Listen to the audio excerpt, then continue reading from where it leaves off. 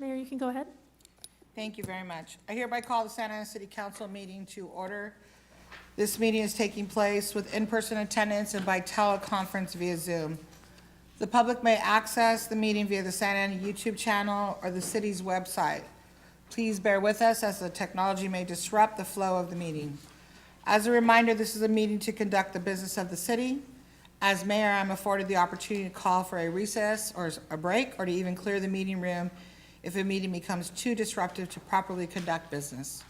Warnings will be provided prior to any action being taken. We appreciate your cooperation. For everyone's safety, per the fire marshal, please do not stand or place objects in the aisles, in front of the dais, along the back wall of the council chamber, or in front of the entrances and exits. During city council presentations and oaths of office, guests of individuals being recognized are invited to come to the front to take photos. Madam Clerk, please conduct a roll call. Councilmember Becerra. Here. Councilmember Hernandez. Present. Councilmember Lopez. Councilmember Peñalosa. Councilmember Fan. Here. Mayor Pro Tem Vasquez. Present. Mayor Mesqua. Present. That is 5 present. You have a quorum. Thank you so very much. Madam Clerk, before we proceed to the Pledge of Allegiance, please make any announcements. For members of the public on Zoom or teleconference to request to speak during public comments on agenda or non-agenda items within the city's jurisdiction, you must dial *9 from your phone or click the button labeled Raise Hand from Zoom now to be in the speaker queue once public comments commence. Thank you. Thank you. The first item on the agenda is the Pledge of Allegiance. Where is Dawn? Hi, Dawn. Come on up.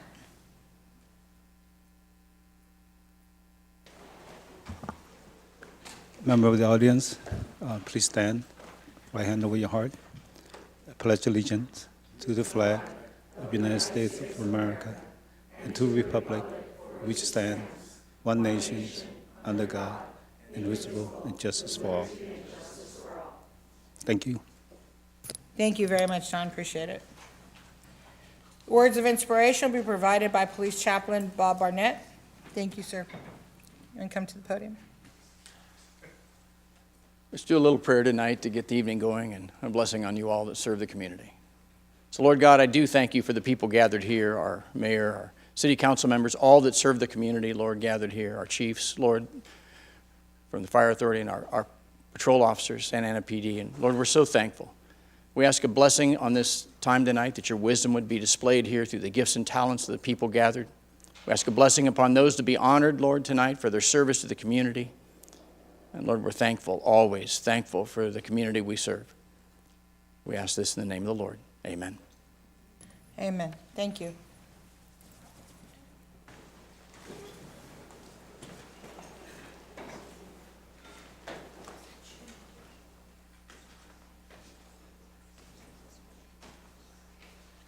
Well, Councilman Peñalosa let us all know he's here. Okay. Madam Clerk, are there any additions or deletions to the City Council agenda? Yes, Mayor, we have 3. Item number 1, recognizing the Santa Ana High School wrestling team, has been postponed.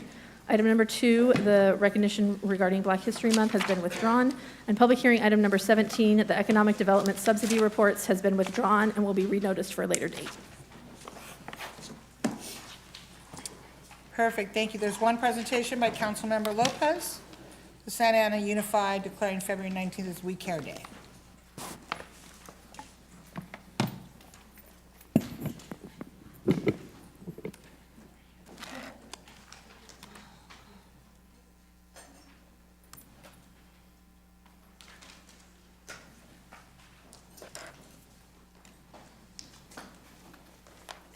Thank you, Jennifer. Hi, everyone. So you might be familiar with this proclamation because we've done it in the past, but it really is important to us as the members of the mental health committee, and Dawn, who has really led this charge with Steve as well, that we remind people in our community the importance of acknowledging the We Care Month in the city of Santa Ana. And this month, we are very happy to join various partners in raising awareness about suicide prevention and mental health education for our youth. We know that mental health and people's well-being are fundamental to the future of our community.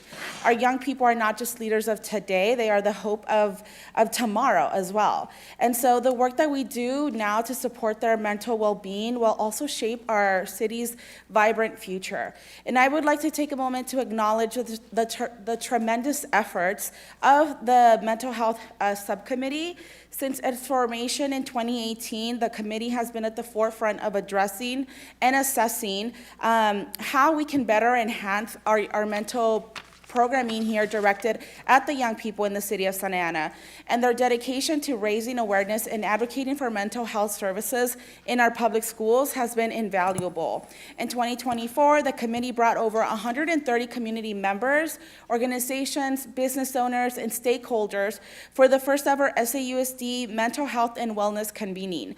And we got to hear directly from students about the things that impact them the most on a day-to-day basis, whether that's feeling pressure because they need to be part of an after-school club, whether they need to be enrolled in playing sports, whether they feel that they need to get straight A's in all of their curriculums, and still having to manage a social life or issues at home, or for the juniors and seniors getting ready to leave and getting prepared to go to college, what that is like for first generation students that don't necessarily have a system of home to be able to tell them what that culture shock may be for them.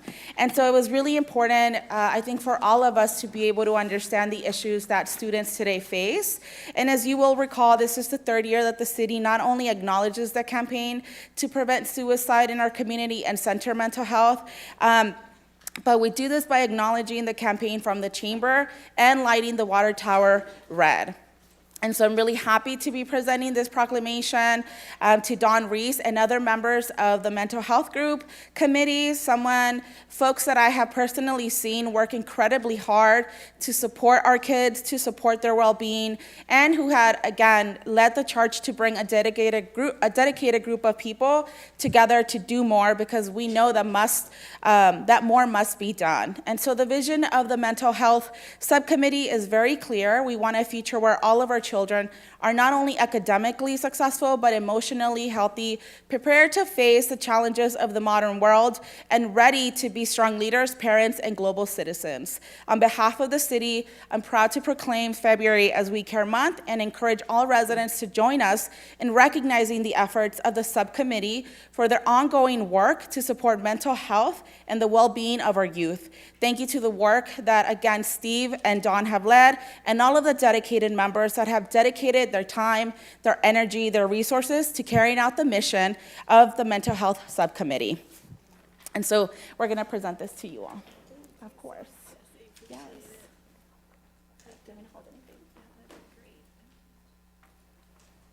So thank you so much, Councilmember Lopez. Councilmember Lopez has been serving on our Santa Ana Youth Mental Health Subcommittee for the past 3 years, and her voice with also Mike Garcia with Economic Development. This year also Paul Eakin with the PIO here for Santa Ana. One of our goals was to really extend our reach, and I'm really happy to say that inside of all the Santa Ana digital billboards, the Eddy Stadium this year is lit red, our water tower is lit red, and we also have the newsletter. It was sent out to thousands of residents inside of Santa Ana, because our goal is that everyone, if they have a child in distress, they know they can go to SAUSD. So also what we're doing, thanks to Mike and also Paul, is we're going to be putting a button on the city website. So if someone knows they need help, they go to We Care, and we'll direct them immediately to the Santa Ana website. That's been a goal of mine since 2019. And finally happening, and it's only because the timing is right. The right people are at the table who want to make a difference in Santa Ana. I also want to thank Mayor Mesqua as well. When she was on the school board, it was her vision that really set in motion the Family Resource Center that we do have within the city of Santa Ana and SAUSD. I also want to thank Andrew, who leads our We Care month now. We Care Day every day in Santa Ana. Andrew Montoya is with SAUSD. Don Hahn has been on our committee for, I think, 5 or 6 years now. Our work isn't done. The goal for next year will be to bring the business community around the message and have it in every single business inside of Santa Ana, supporting the work of City of Santa Ana, also with SAUSD and the Santa Ana Youth Mental Health Subcommittee. So I want to thank you, thank the council, thank Councilmember Lopez and all the council members. So thank you.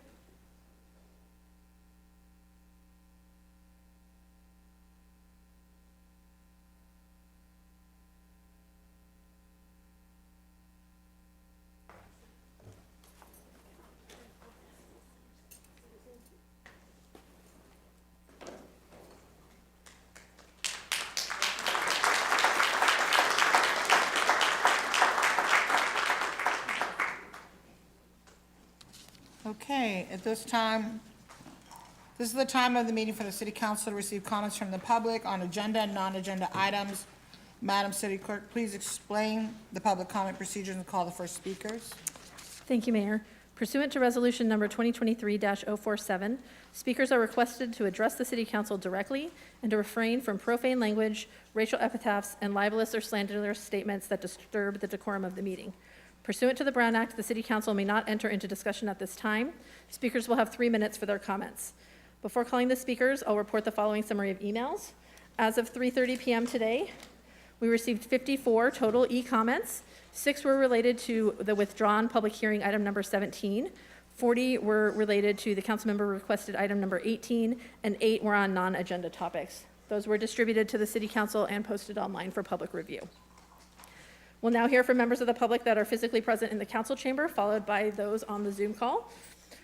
Please state your name and the ward or neighborhood that you reside in for the record. I'll be calling 3 names at a time. If you could please line up in the center aisle behind the podium. Nina Jurek, David Martinez, Tomas Castro.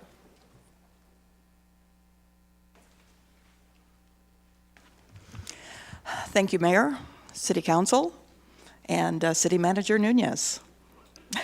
My name's Nina Lindsay. I had that name for way too many years. Nina Jarek. I am in Life 2.0 and loving it. Anyway, it's good to see everyone again. I'm a resident of Washington Square in Ward 5, and I am here again keeping the dream alive for a walkable park within Washington Square. We've got some great activity going on with parks across the street, the 10th and Flower Park. That's wonderful, but it's across a major street, and we want something much smaller and much more intimate in our neighborhood. It took a lot of collaboration and work within the Willard neighborhood to get that done, and I know within Washington Square we can do it ourselves in unison with city leadership. Measure X funds were allocated for a feasibility study last summer. It was submitted back for revision several times, as I understand it, and it was just recently submitted to the city manager's office. So I'm hopeful that it's following the right path to be put out to bid. So that's our goal. We want to get that moving, and you'll continue to see me again and again, because I want to keep the dream alive for the residents of Washington Square. Anytime a new home is purchased in our neighborhood, we've got a turnover of younger and younger members, younger and younger residents in our neighborhood, the families, young children. We want to see them have a playground to play in. We want to see people my age, and any ages in between, have a nice place to sit and relax, enjoy camaraderie of our fine neighborhood. We're very active. we will work with you in uncovering funds, uncovering resources to gain grant funding, to see what we can do to uncover every stone possible, to see what we can do to get funds to purchase and build the park. My name, again, Nina Jarek. I have got the whole neighborhood behind me. I can't go walking in the neighborhood without people asking what's going on. So I want to be able to give them an update. City Manager Nunez. And anyway, thank you for listening to me. I know you've seen me one too many times, but I enjoy you allowing me to come back again and again. Thank you, everyone, for all of your support.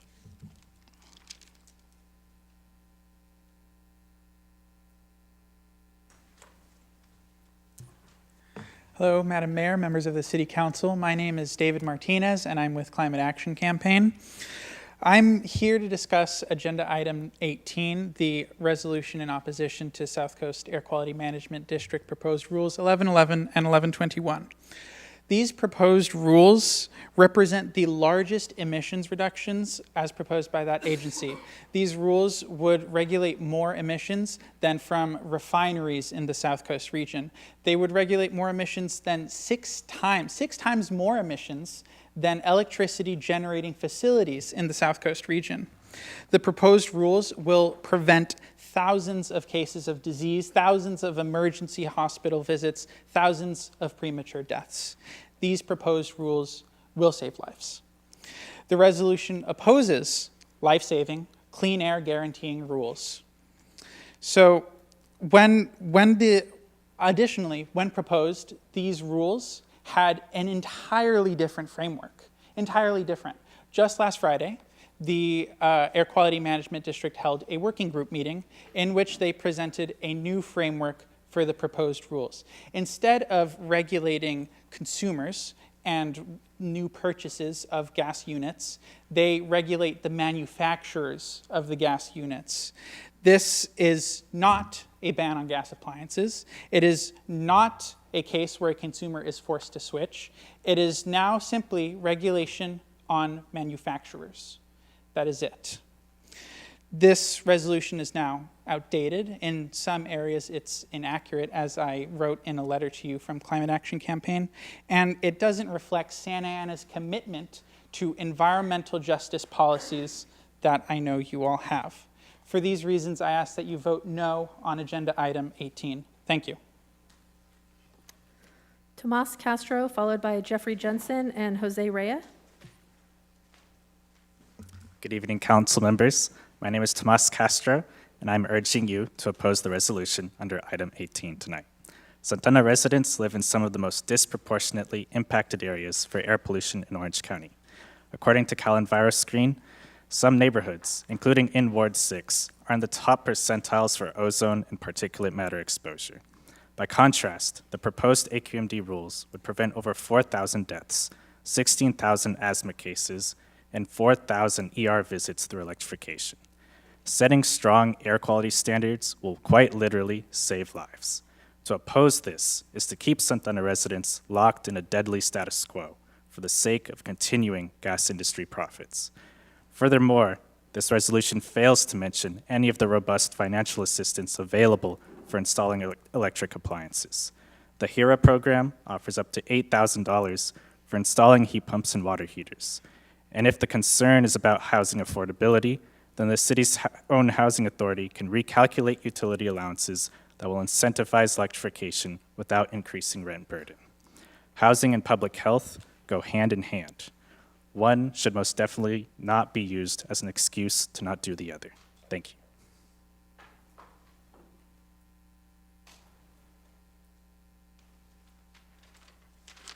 you.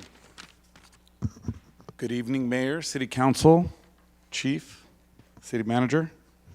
I guess I'm here just out of curiosity to see what's going to be discussed for the parking study session from city staff.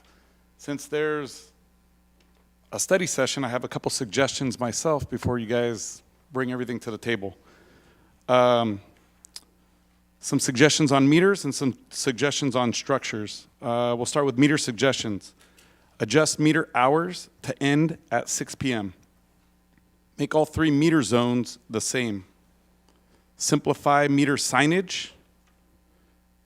Keep meter pricing the same or lower. $2 an hour plus 9.25% tax rate. It's pretty steep if you pull up to a meter to buy a quick cup of coffee. 3-hour time limit instead of 2 hours. Sundays were free prior to COVID. Having Sundays free again, or Saturday and Sunday free if the meter end time is not adjusted lower to a more reasonable time than 10 p.m. Create a parking meter fund committee to follow the money and make sure some of the money goes back to beautification of the area that it's generated from. It's been years since curbs have been painted in downtown. Eliminate LAZ contract in downtown. There's overlap with Santa Ana PD parking enforcement. Structure suggestions. Keep structure pricing nominal. Keep some type of grace period.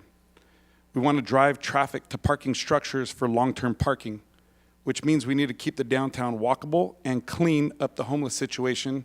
We are expecting patrons to walk several blocks from where the structures are located.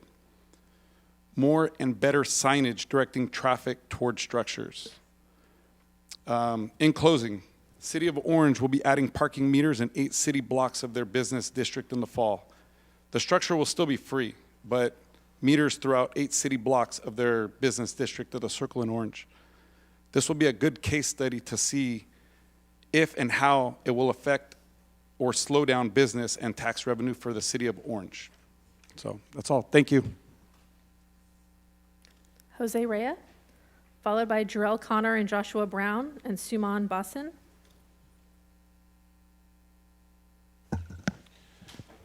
Good evening, Mayor, City Council. I'm here to request that you vote no on the proposed resolution on number 18. And this is in regards to the rules by AQMD regarding the electrification of the homes.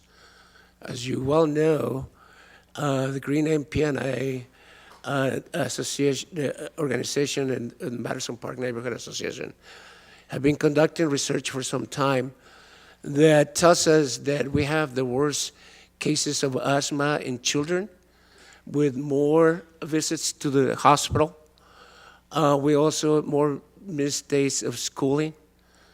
Another research with UCI researchers tells us that the indoor air quality in Santa Ana is one of the worst.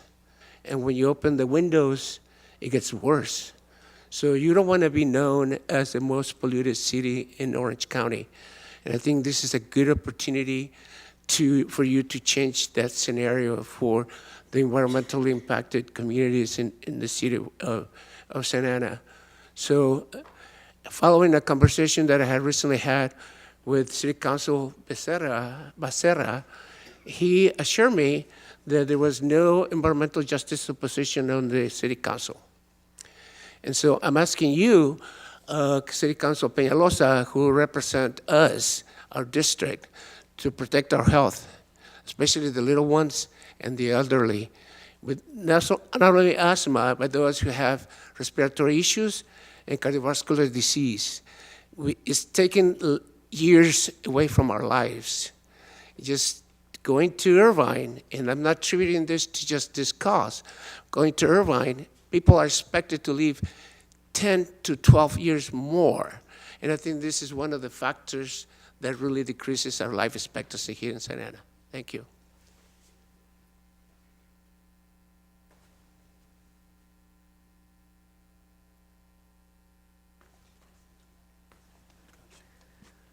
Good evening, Mayor and council members. Thank you for can your move that time. up if you need to accommodate you. Thank you. So I'm going to check my notes so I don't forget anything important. My name is Jarrell, and this is Joshua. We're working representing Samueli Academy. It's a local charter school. They work with kids, youth in foster care.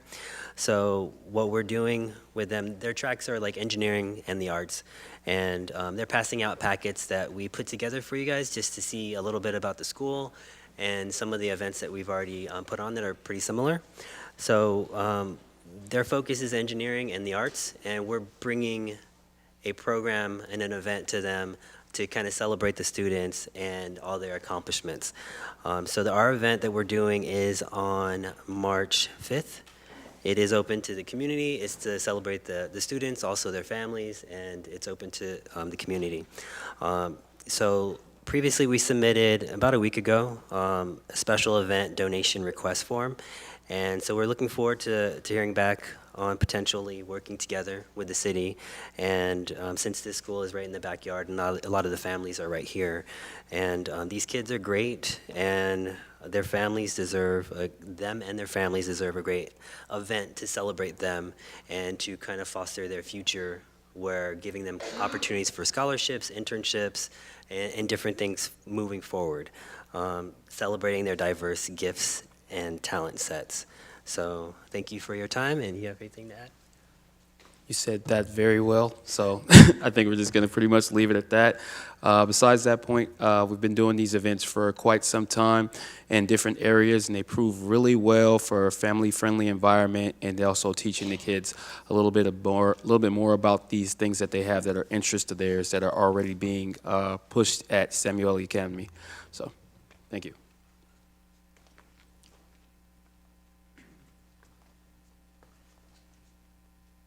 Suman Basin, followed by Virginia Bernal and Giovanni Chavez. How do we bring it? These glasses are borrowed, so I'm sorry for that. Dear Mayor and Council members, hello. I'm speaking in favor, not in opposition, of the Air Quality Management District's proposed amended rules that this draft motion opposes. My name is Suman Basin. My husband and I have lived in Santa Ana for 17 years in Ward 2. I transitioned to a heat pump for my home, water heater, and a combined clothes washer dryer appliance, both run by heat pump technology. My old gas-powered appliances needed replacement, and we chose the heat pump technology for health and climate concern. We are very satisfied with both appliances, and my plan is to eventually replace my gas stove when it needed replacement with an induction stove. Since many people worry about possible extra cost, I remind you that a heat pump is more than able to heat a home in winter. It has the added capability to cool the inside air, so that the need and cost of an air conditioner is eliminated. At a time when we are beginning to experience occasional extreme heat, the cooling function of a heat pump can be of a great value and a lifesaver for some of our elderly. I believe that the Council will be wise in welcoming the AQMD rule 1111 and 1121 by requiring retailers to have heat pump-based furnaces and water heaters available instead of the gas-burning types in the coming years. The ADMD will help our cities in the Southern California Air Basin transition to healthier air without nitrous oxides in our homes and reduce the greenhouse gases that our buildings are now emitting. Please send a positive response to approval for the AQMD rules 1111 and 1121. Thank you.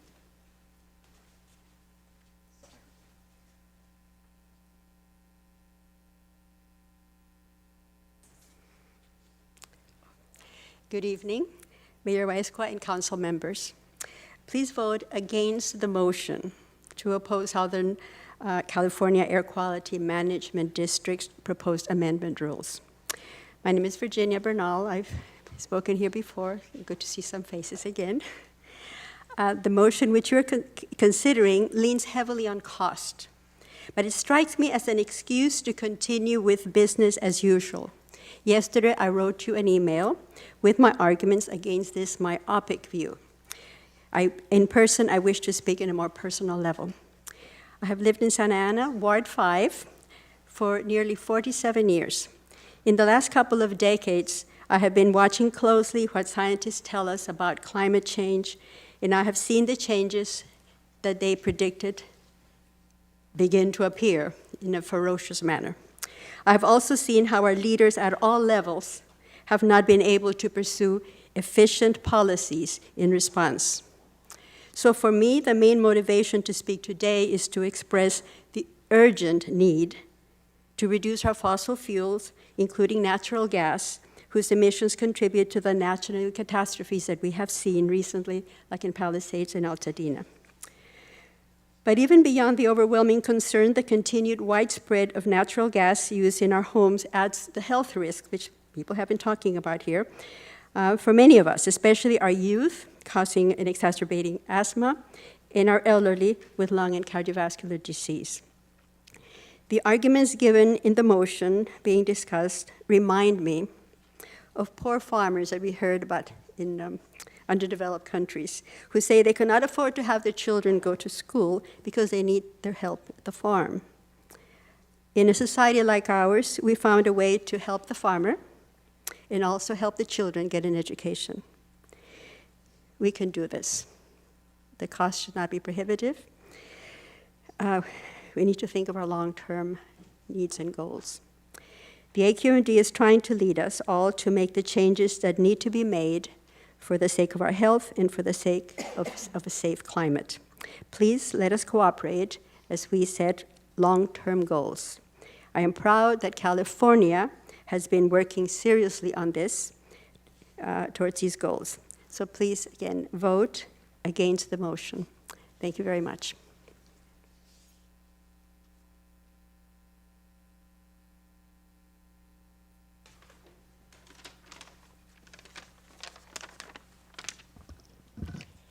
Good evening. Good evening, Mayor and council members. I'm Giovanni Chavez, a Santa Ana resident and the president of the California Young Democrats. Right now, Santa Ana educators, Santa Ana students, and the community needs you. After doing zero due diligence and engaging in bad faith bargaining, the Santa Ana Unified School District Board of Education voted to lay off nearly 280 educators and counselors, effectively balancing their budget on the backs of our teachers and on the mental health of our students. I wanted to thank Mayor Valeria Musqua and Councilmember David Pinalosa for standing alongside our teachers and opposing these layoffs. And I hope the rest of the council will soon follow suit. But I must say I was perplexed when I saw Mayor Pro Tem Benjamin Vasquez at last week's Santa Ana Unified School Board of Education meeting. Rather than standing up for teachers, he tried to put the blame on our teachers. Rather than standing up for workers, he tried to put our teachers and our law enforcement officers against one another.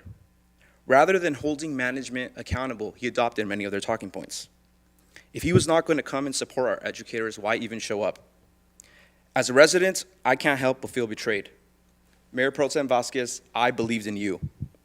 I believed in you when you said you supported public education. I believed in you because I thought you were not just another politician. I believed in you because I thought you stood for the community. We need you to support our teachers and let the school district know that layoffs would destroy our community.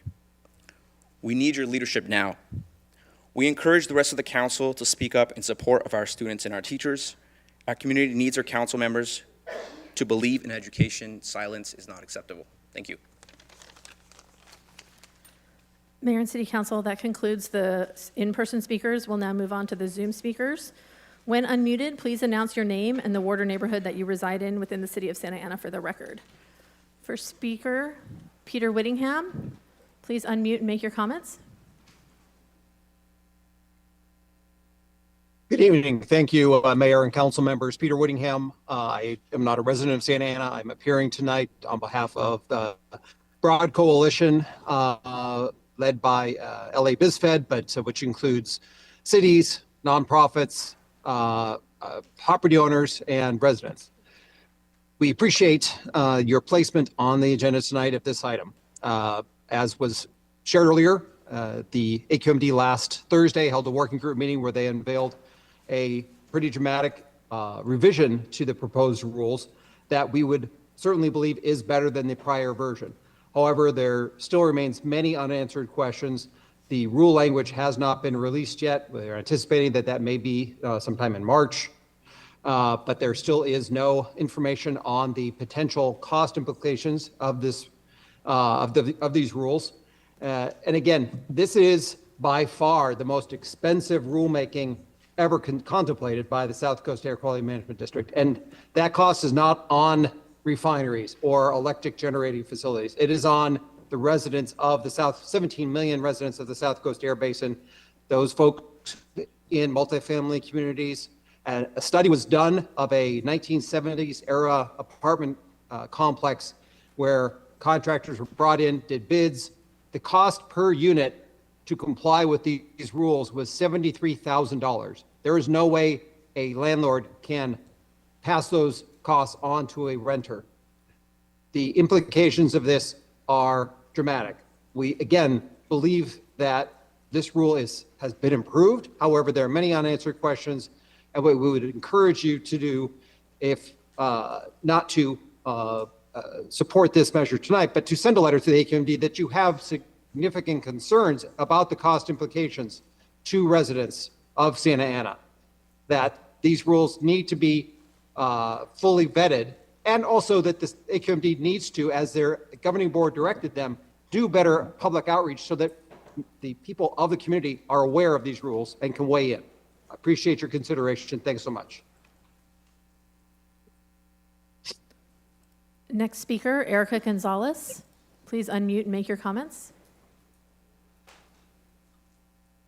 Yes, hello. Good evening. Good evening, City Council members and fellow Santaneres. My name is Erica Gonzalez, and I am a lifelong resident of the Delhi neighborhood, Ward 6, a small business owner from the Main Street corridor, a leader of the Delhi Neighborhood Association, and the Finance and Logistics Director of Orange County Environmental Justice. I am here to encourage you to oppose the resolution under Agenda Item 18 that is being proposed here today by my very own council member, Mr. Pinalosa. As a representative of one of 5 environmental justice clusters identified by the EPA here in Santa Ana, I am appalled by the proposal being made here today. It seems that Mr. Pinalosa is either unaware or simply doesn't care that his ward has been identified as an area of the city that is disproportionately burdened by air pollution. SCAQMD's proposed rules 1111 and 1121 would help to alleviate some of the pollution burden that our corner of the city faces on a daily basis. By electrifying gas appliances like water heaters and furnaces, we have a unique opportunity to reduce our exposure to toxic emissions known for causing asthma, lung cancer, and cardiovascular disease. As a leader of the Delhi Neighborhood Association and a member of QUAL, a resident-led committee in the Madison neighborhood, I have been organizing in my community for more than 10 years, and I am absolutely not in support of Agenda Item 18 being proposed today. And what I would like to know is, where was this passion and dedication for the safety and well-being of constituents when our children tested positive for lead, were being diagnosed with asthma, lung cancer, or any one of the other many health issues that plague our part of the city? He wasn't there to see the tears and the frustration in the eyes of the parents who have to find ways to protect their children from the very environment that they're growing up in. He wasn't there to hear the cries and the shouts of the angry youth demanding that their voices be heard and that their health be prioritized. He wasn't there to feel the pressure his constituents put on the city and representatives to finally put people over profit and create policies and resolutions that put our quality of life at the forefront. He has never advocated for us. So why would we believe that he is advocating for us now? We all know that Agenda Item 18 isn't about standing up for community or protecting residents. It is about pleasing the powers that play. If Councilmember Pinalosa was really concerned with the health and well-being of the community that he is supposed to represent, he would have been present at every single one of the 5 stakeholder meetings that Green MPNA has hosted over the past 2 years in the Madison and Delhi neighborhoods to address the concerns that the residents have had for decades. He isn't even accounting for the numerous rebates and incentives that are being offered to residents who install electric appliances. There are at least 6 programs totaling between Erica, your time 5,900. is up. Thank you.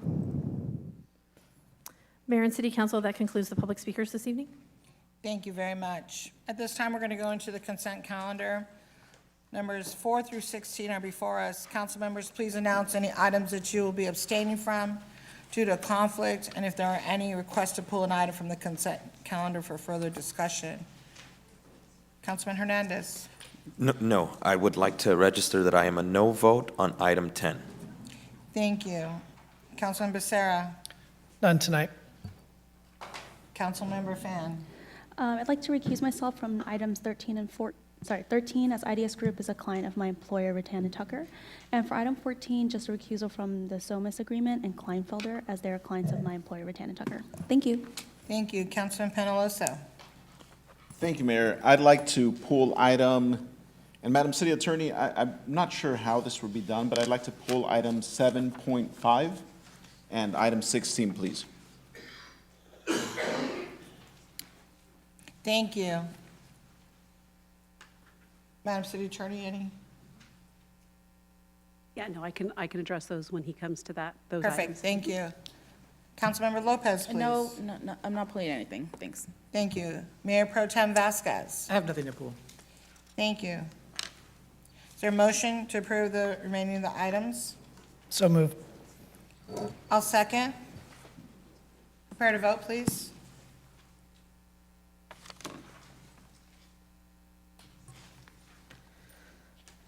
A motion by Councilmember Becerra, seconded by Mayor Amezcua, to approve consent calendar items number 4 through 16, with the exception of items 7.5 and 16, pulled for separate discussion and consideration. Councilmember Becerra? Are you waiting for Councilor Becerra? Thank you. The vote is 7 ayes, no nays, with a noted nay vote on item number 10 by Councilmember Hernandez, and recusals by Councilmember Fan on items 13 and a portion of item 14. Motion carries. Thank you. So, Mayor, if we would like to do the 3 oaths of office and then move on to the portion of item 7, or would you like to discuss item 7.5 first and then proceed to the oaths? I'm okay with doing the other ones first, and then we can do 1, 2, 3, 4, 6, and 7. If the appointed members who are present could please come forward, Miguel Ochoa, Dwayne Shipp, and Michael Chu. Perfect. Before we move forward, just because I know the commissioners had requested to all be sworn in together, is it possible for us to discuss item 7.5 and then we'll take a vote on it?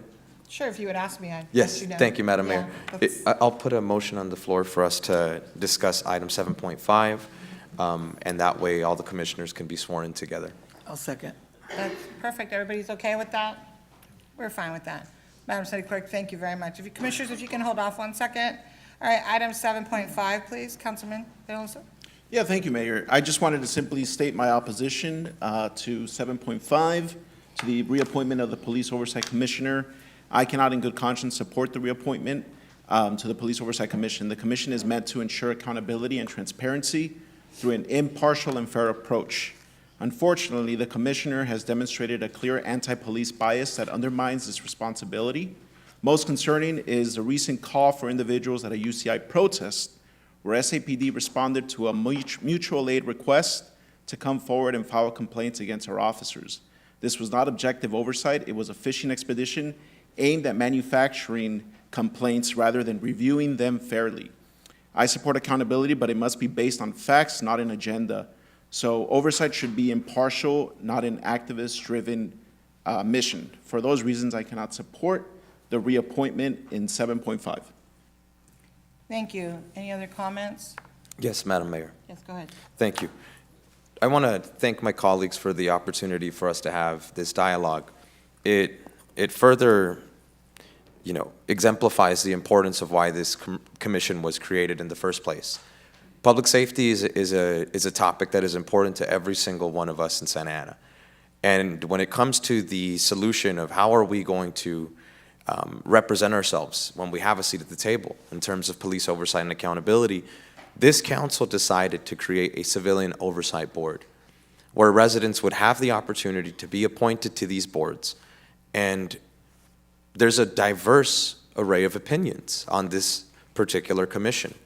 There are people with law enforcement backgrounds who serve on a number of different commissions. There are people who have law degrees and backgrounds, who have worked as lawyers. Many of our commissioners who are on this particular commission all share the same exact goal, and that's that they believe Santa Ana is a city where residents should feel safe. Amalia Mejia is a commissioner that I appointed because of her studies, because of her expertise in these particular matters. She is a PhD candidate at UCI. She's a Santa Ana resident who was born and raised in this community, and she has devoted her life to studying how our police departments can better improve their policies in our cities.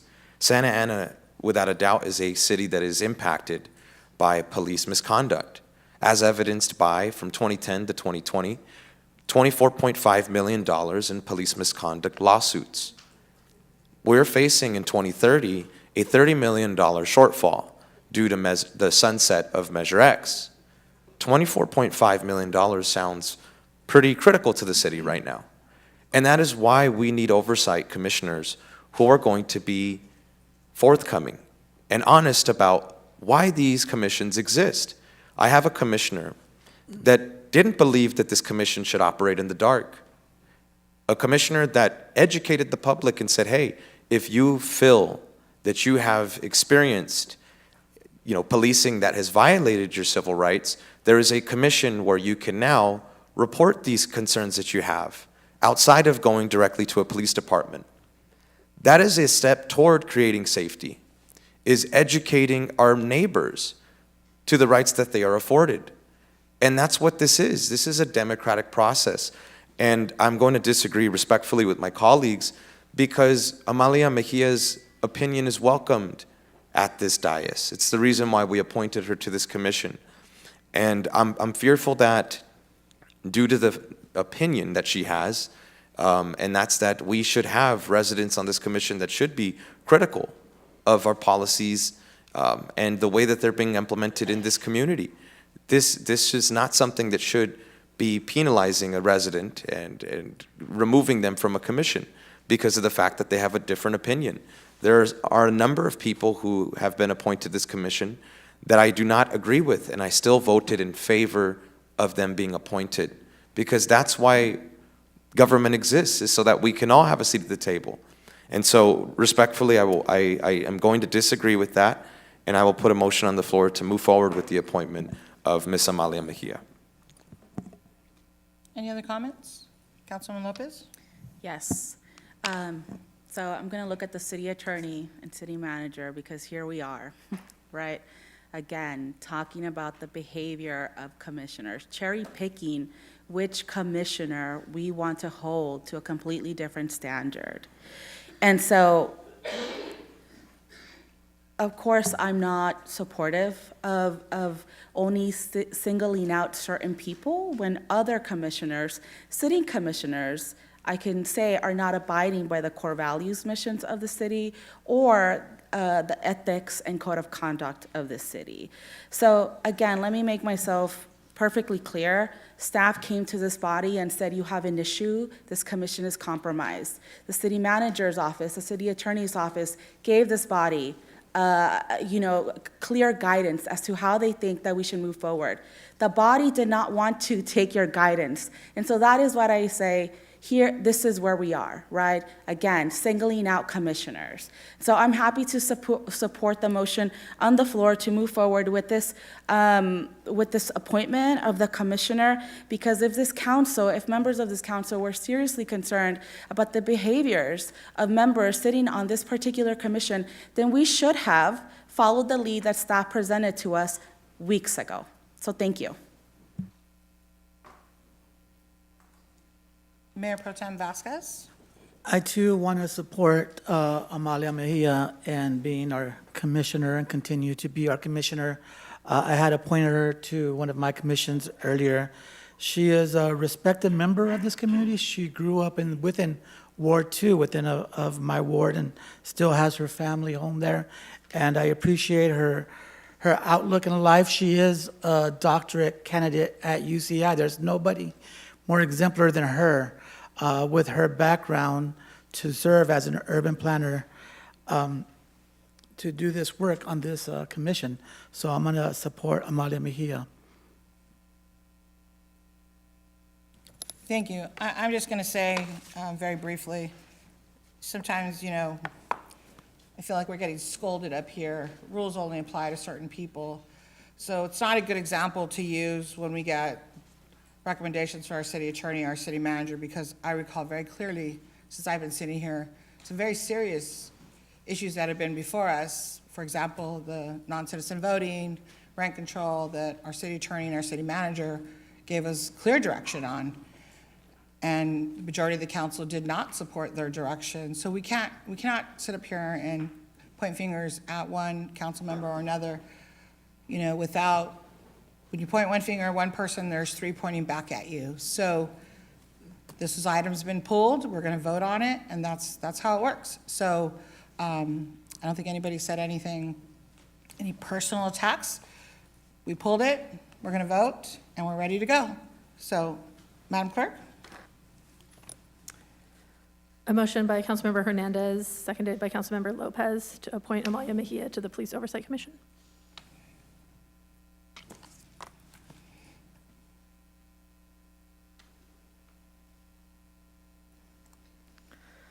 Vote is 4-3, nays by Mayor Amezcua and Councilmembers Peñalosa and Becerra. Motion fails. Thank you. If we could do the other 3 oaths of office at this time, please. Thank you, Madam City Clerk.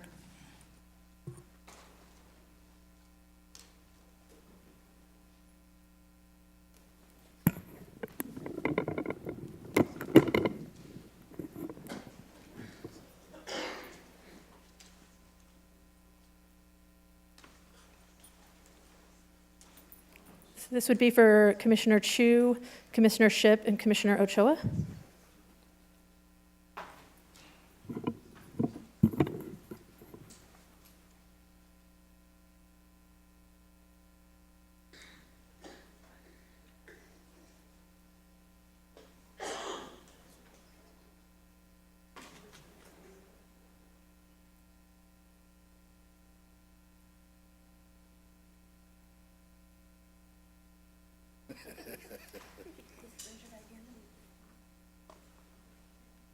I, Dwayne Shipp. I, Miguel Ochoa.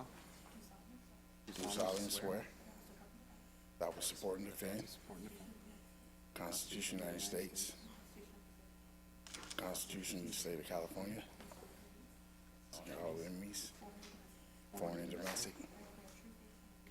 I will be fair and allegiance to the Constitution of the United States, the Constitution of the State of California. That I take this obligation freely, without intermittent reservations or purpose of evasion. That I will well and faithfully discharge the duties upon which I'm about to enter. Thank you, Lord.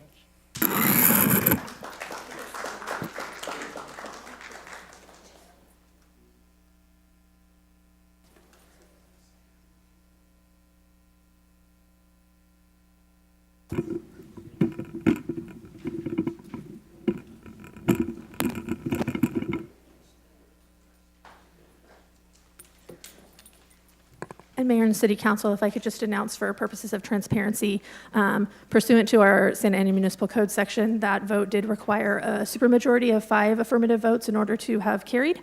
And so that is why a 4-3 vote failed in this instance. Thank you, Madam Clerk. And the next item pulled was item 16 by Councilmember Peñalosa. Councilmember. Thank you, Mayor Amezcua. I pulled item 16. Let me pull up the agenda really quick. Item 16 is the second reading of ordinance of the City Council of the City of Santa Ana amending Chapter 2 of the Santa Ana Municipal Code by adding Section 2-112, which would prohibit the award of agreements, contracts, or grants to immediate family members of the mayor, city council members, or city officials, which I am 100% in support of. But I think, Madam City Attorney, and chime in if you need to, or Mr. City Manager, I think this ordinance should also expand the state ethics revolving door regulations so that no employee who has left employment of the city can come back and seek a contract from the city or an agreement for at least 1 year from leaving that employment. I would like to make this as a motion and ask that the city attorney to propose appropriate language at the next council meeting so that we can reintroduce this ordinance for first reading this evening. And that's my motion. Thank you. Is there a second? I'll second with comment. Perfect. Madam City Attorney, so what Councilmember Peñalosa is proposing, I feel like, isn't that already applicable to those leaving the city? The state, I'm sorry, the regulations that regarding revolving door apply to elected officials and certain high-ranking officials, like an executive, city manager, like a city attorney, does not apply to all employees. So if I understand the council member, he's saying it would apply to all employees. You would expand that. Oh, okay, thank you. Are there any other comments? Mayor, Councilmember Fan. I'll take it. Thank you so much for bringing up this proposal. I wanted to see if you'd be open to, I guess, only applying that to full-timers, because I do know that we may have some part-timers who leave. Maybe they were college students who interned or something like that. You know, I think that if you have a college student who only worked, 15 hours a week, having them continue to work with the city in some other capacity, but still part-time or something like that would be beneficial to them and to the city. I can see the concern as to, or in regard to full-timers who leave the city. Would that be? That is a fantastic point, Councilmember Fan. So I will turn to the city attorney so that when this new language is proposed or added, we include that section. Okay, and so I guess my question for you would be, do you want me to come back with language? Or do you want me to try to add the language tonight so that you can reintroduce tonight? If we could add it tonight, to reintroduce it tonight, that'd be, Okay? because So I know let me- it's simple, it's adding a sentence or two in one of the sections. So it's just best determining where, and then we would just vote on a first reading tonight. Yep, I can do that. If you want to go on with your comments, I'm going to just look something up in the state law, and I can do Okay. that. Thank you. Thank you, Madam City Attorney. Any other comments? Thank you, Councilmember Councilmember. Lopez? Yes, thank you.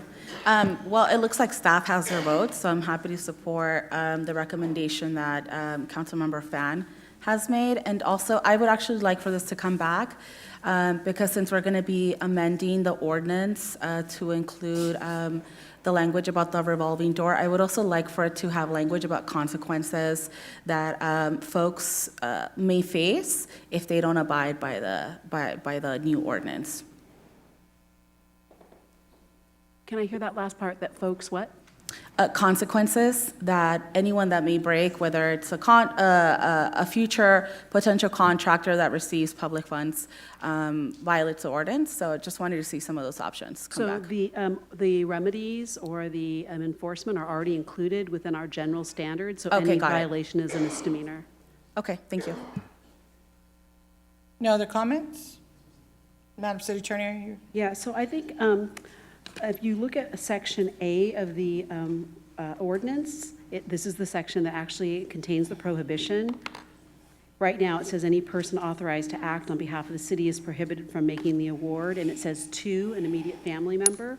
We could do a subsection 1 there, then add at the end of it, or a subsection 2, any former full-time employee for 1 year from the date of the employee's separation from the city.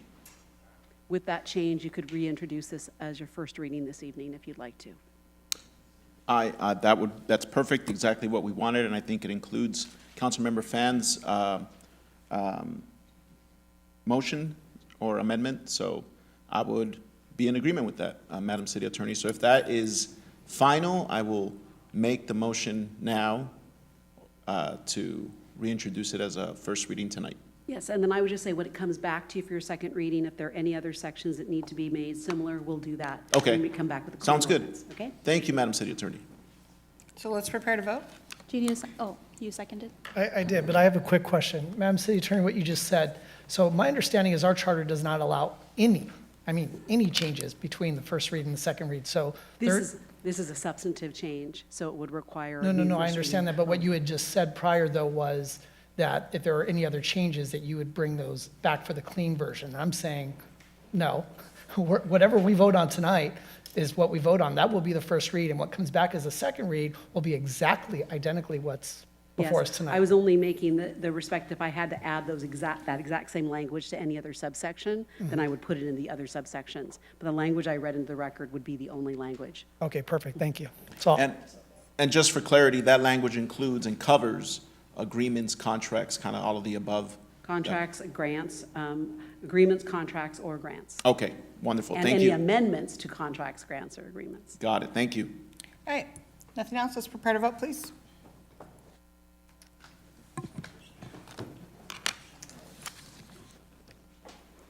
Mayor and City Council, unfortunately, the electronic voting is not working for me at this moment, so I'll do a roll call vote, please. This is a motion by Councilmember Peñalosa, seconded by Councilmember Becerra, to introduce for first reading the amended ordinance number NS 3077, entitled An Ordinance of the City Council of the City of Santa Ana, amending Chapter 2 of the Santa Ana Municipal Code by adding a new Section 2-112 concerning the prohibition against awarding of agreements, contracts, or grants to any immediate family member of the mayor, city council members, or city officials, as amended for Sections A1, as stated by the city attorney.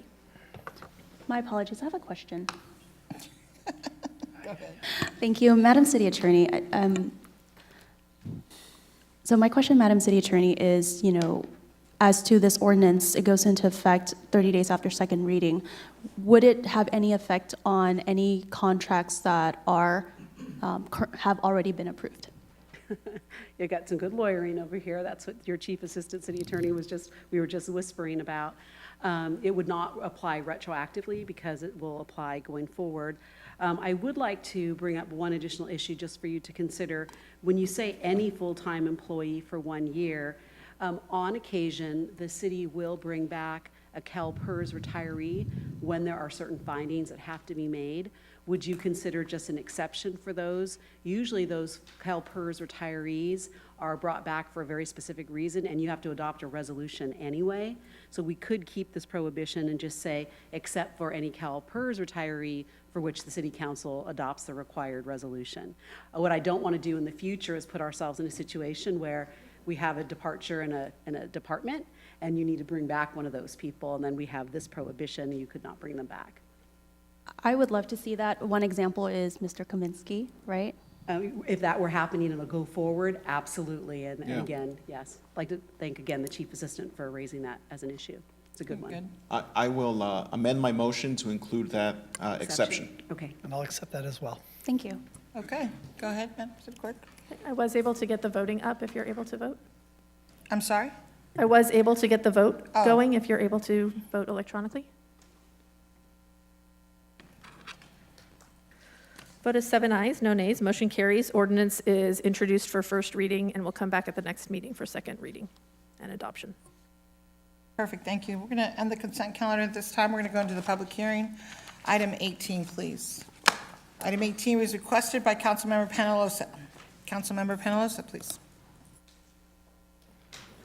Thank you, Madam Mayor. We're It's not not doing a public hearing. Yes. Okay, thank I was going to say, it's It says public hearing. Oh, I'm so sorry. I apologize.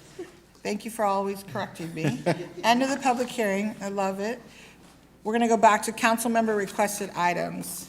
Councilmember Peñalosa. Thank you, Madam Mayor. I appreciate the time. And so item 18 was to discuss and consider directing the city manager to direct city staff to bring back the attached resolution for council consideration that would oppose the South Coast Air Quality Management District's proposed amendment rules 1111 and 1121, which will have a profound impact and impose significant cost on millions of Southern California homeowners, renters, and businesses who are already struggling to make ends meet while providing minimal air quality benefit. The whole, I want to speak directly to the issue that would, this issue would impact millions of homeowners, renters, and businesses across our region. The South Coast Air Quality Management District's proposed rules would phase out natural gas-powered furnaces and water heaters, imposing significant costs on families and businesses while placing additional strain on California's already overburdened electrical grid. Let me be clear that we all recognize the need to improve air quality. Santa Ana residents, like many across Southern California, live with the effects of air pollution every day. We have a duty to pursue policies that promote clean air and environmental sustainability. However, we also have a duty to ensure that these policies are equitable, practical, and do not impose unbearable financial burdens on our community. I first want to thank AQMD for the tireless work that they do. They do so much good work in our region, and it's thanks to them that we have helped lower those emission levels in our region and have some type of control. We need them. But unfortunately, for this particular amended rules, they missed the mark.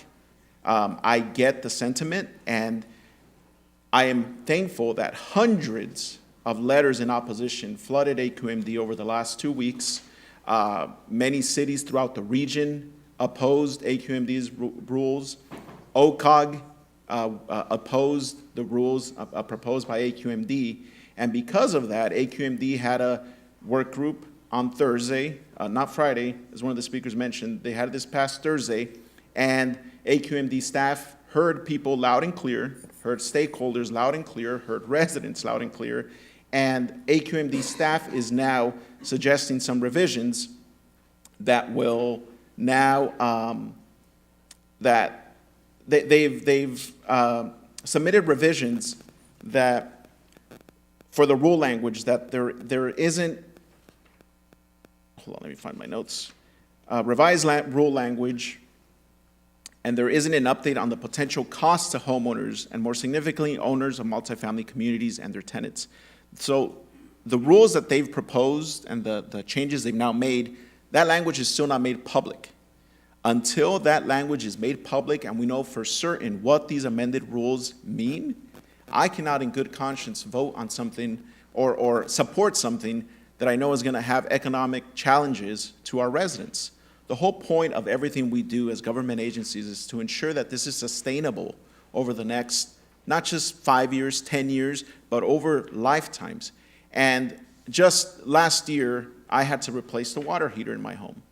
And I went into Lowe's, and the Lowe's employee offered me the new tankless electric water heater. I was all in. I'm all about saving the environment and doing my fair share in keeping pollutions down.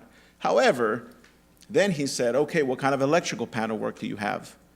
And I was like, well, the house was built in 1950, like most of the homes in Santa Ana. So I know that when I try to steam, when I have a hand steamer on and a little surface heater on, the whole lights switches break, and I have to go out into my backyard and turn on these switches again, because my house, the infrastructure in my house, is not sustainable to be able to sustain the power grid that it would take to sustain a power electric water heater. So he said, okay, you're going to need these upgrades, you're going to need this and that, you're going to need these permits from the city, you're going to need this contractor. By the end of it, I was looking at a $15,000 investment for a water heater replacement that broke overnight. I understand that the state of California and the feds have these rebate programs up to $8,000 if you qualify. I looked at the income qualification table. Guess what? I personally do not qualify. However, I do not have $15,000 right now to invest into my home to replace this water heater and replace all these electrical panels. So a lot of these things are short-sighted. I fully believe that we should strive to work to be able to electrify our homes. But if we don't have the infrastructure, not only in our individual homes, but citywide, this isn't sustainable. And it's not going to be able to be achieved by many of the residents in our city. Hundreds of them, thousands actually. And until we could guarantee that just like we do with electric cars and rolling blackouts come around in the summertime and we start warning residents, hey, don't charge your cars between 3 and 6 because of blackouts. What comes with that? Don't take a hot shower between 3 and 6 because of the blackouts. Guess what? We don't have the infrastructure to sustain this. So until we could take a step back and focus on that first and work with different government agencies and the state and the feds to make sure that our cities are retrofitted to be able to sustain this electric grid, this demand. Kind of like we did, I know Councilmember Fan and I were out there, we were all out there, Mayor was out there as well, when we had the grand opening for Rove on 17th and Lincoln. That is what we should, that type of infrastructure, solar panels, on-site battery storage, that is what we should be focusing on.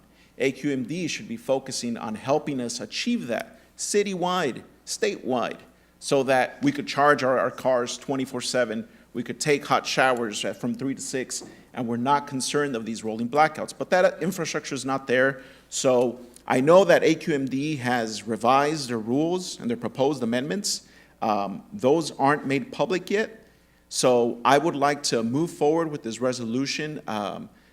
Madam City Manager, Mr. City Manager, not Madam, and maybe not necessarily bring it back in 2 weeks to the next council meeting, but hold off on it because I know AQMD is having a committee hearing this Friday and see what that language looks like.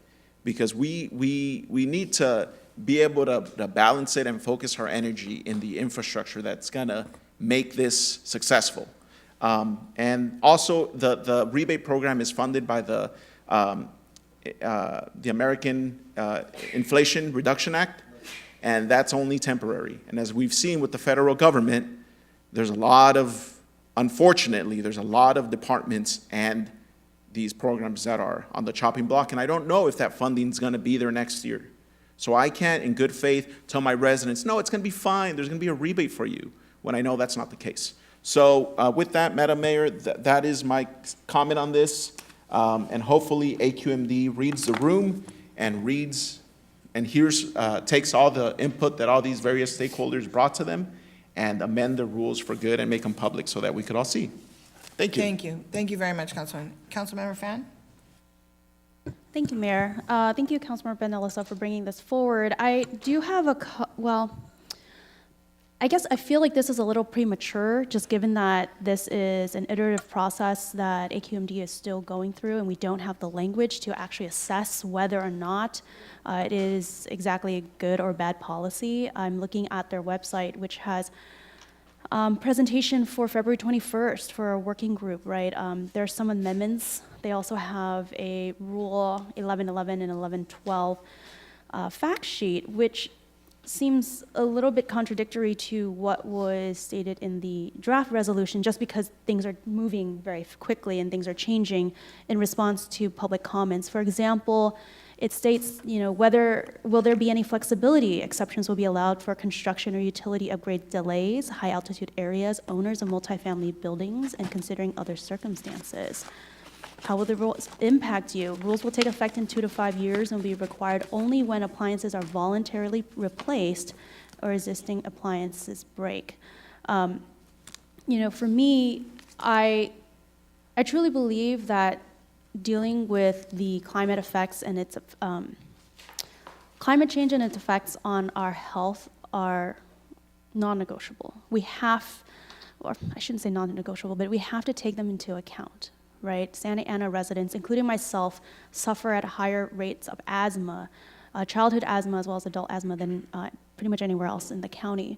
So I think it's really important that we take these into account. In so many cases, the indoor air quality that we have due to, gas stoves, gas furnaces are worse than outdoors. And just because we're a low-income community doesn't mean we deserve to have bad air. But I also know how difficult it is to replace these types of utilities, So I guess my point is I'd like to see staff follow this. I'd like for us to pick it back up. We have a team that follows these types of rule changes, look at where the changes are that are good For example, what are the rebates programs? What are the income threshold? Does it apply to the majority of, Santa Ana residents, or is it higher than the median income in the city of Santa Ana? What is the likelihood of someone who has to replace their appliances within the next 5 years? It also seems that there have been updates to the timeline for, zero emission units versus NOx emitting units. So I just think that there's just too many factors at play right now for us to take an actual stance on it.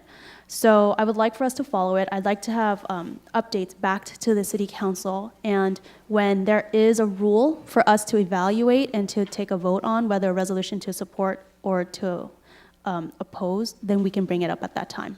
Thank you. Thank you. Councilman Hernandez?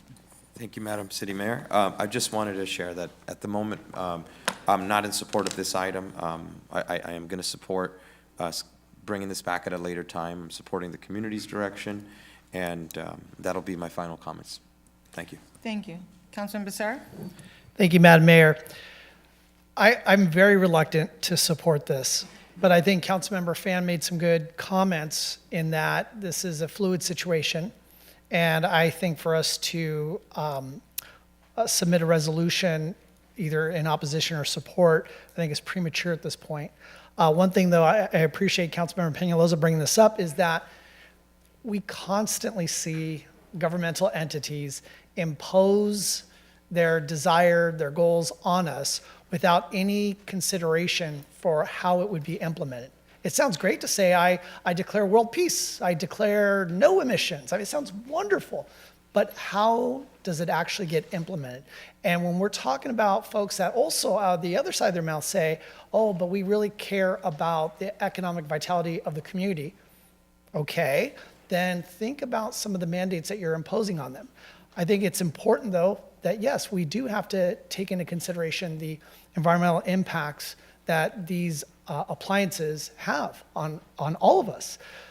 But having said that, I think there's a way to do it. I mean, you look at when you saw over time the idea of trying to get folks into electric cars. They didn't just ban gas, fossil fuel burning cars, and then say everybody's got to get an electric car, go. Or say once your fossil fuel car breaks down, you have to have an electric car next. There was a lot of incentives, a lot of ways to entice people to do the right thing. So I'm hopeful that AQMD will take that into consideration, and at the time that they do put forth language that we can actually deliberate on and possibly adopt a resolution, I'm looking forward to that. So thank you. Thank you. Councilman Peñalosa? Thank you, Madam Mayor, and I want to thank Councilmember Fan. It seems that we're in agreement all night tonight. This is premature. Except last Tuesday when it was agendized, it wasn't premature because these were the rules that were before us. So I do love the suggestion by Councilmember Fan is to follow this very closely because we don't know what these rules are going to be. And these rules have been being discussed since last summer. AQMD has had these multiple working groups and hearings, and these are changing. So what that would be I would agree with Councilmember Fan is that we follow this very closely and we keep an eye on it because a lot of the infrastructure in our city, our homes, residential, they're old. Houses in my district alone, Madison Park, Memorial Park, Wilshire Square, French Park, these are houses that are almost over 100 years old in many areas. They don't have the infrastructure to do this. So I want to suggest that we just keep our eye on these changes with AQMD, and we work closely with them to try to help and see where we could achieve this, because I would love to achieve this as a goal. I agree with every speaker that came and spoke. We should be doing everything we can to limit the harmful effects that it's having, but how can we do that and be sustainable with it at the same time and be able to achieve it? So that was the whole point of this. Again, this is changing tomorrow, very fluid. Not tomorrow, Friday. They have another committee hearing. It will change again. So it's just keeping our eye on the target. So thank you, Madam Mayor. Thank you. Mayor Pro Tem Vasquez, please. Thank you to my peers for your words today and holding back on taking this for a vote.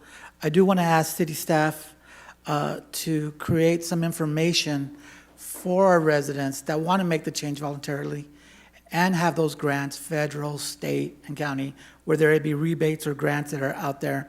So they'll be readily available. So if people want to do this, they can do it now and not wait till a later time, and we can support the environment as we can as we move forward.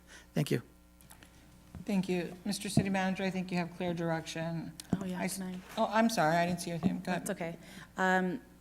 So, I mean, I think we've heard a lot of information, and again, I think because, as somebody said, things are changing, some of the factual information that has been given to us doesn't necessarily reflect what was submitted in the council member requested item.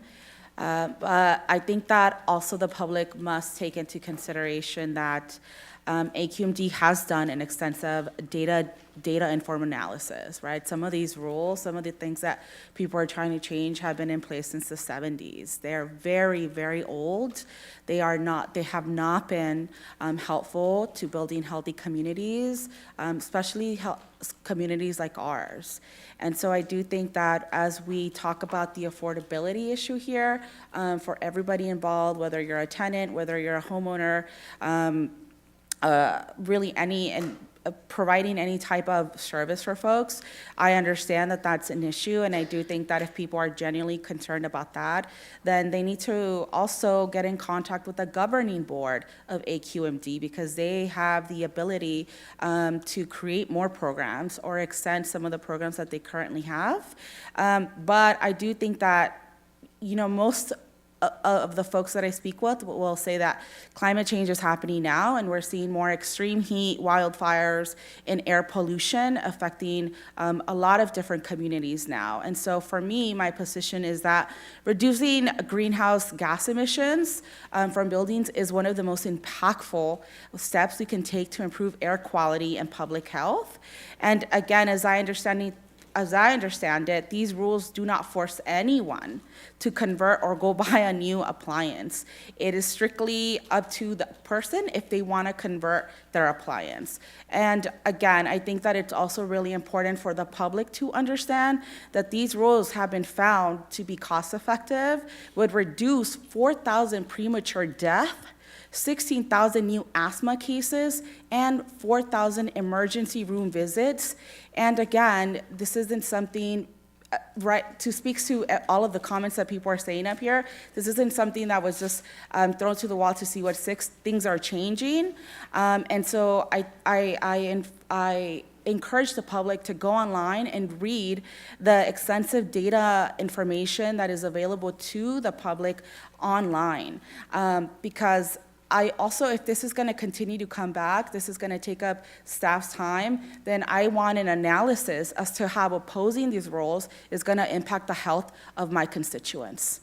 And so I think that's important. I don't see that as a part of the council member requested item. I don't think that clearly staff has that on hand. I see you shaking your head no, City Manager. And again, these rules are not proposing a ban on natural gas powered furnaces. If people having all of the information that they have about the correlation of growing up in a home with these type of furnaces still believe that that is the choice that they should make, then that is up to them, right? These regulations are not taking that choice away from parents, from constituents, from keeping what they currently have or switching over. And so I think that we should ensure solutions that work for everyone, and I do encourage everyone to read about the incentive programs there's more than a handful, to read about the financial assistance available to people. And I do think that, for me, being part of those MP&A roundtables that have been hosted in the city, listening directly from, very, very, very, very rough, hearing moms talk about the health of their children, my main priority now is figuring out if this is going to continue to come back to the council. Again, what is the impact on the health of my constituents? So thank you. Mr. City Manager, I think you have direction. Yes? Yes, thank you. Thank you. If there's no other comments, it's time.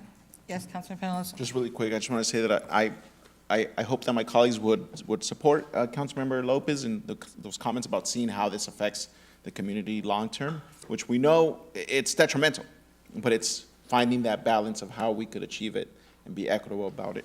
The one thing I just want to correct for the record, that these rule changes don't force you to change into a gas water heater today, but the minute that you need to replace it, 2-3 years from now, 4 years from now, 5 years from now, guess what? You have to go to all electric. So it does force you, so I wanted to correct that for the record. It's just not an immediate force. So, I mean, that just wanted to state that, Mayor. Thank you.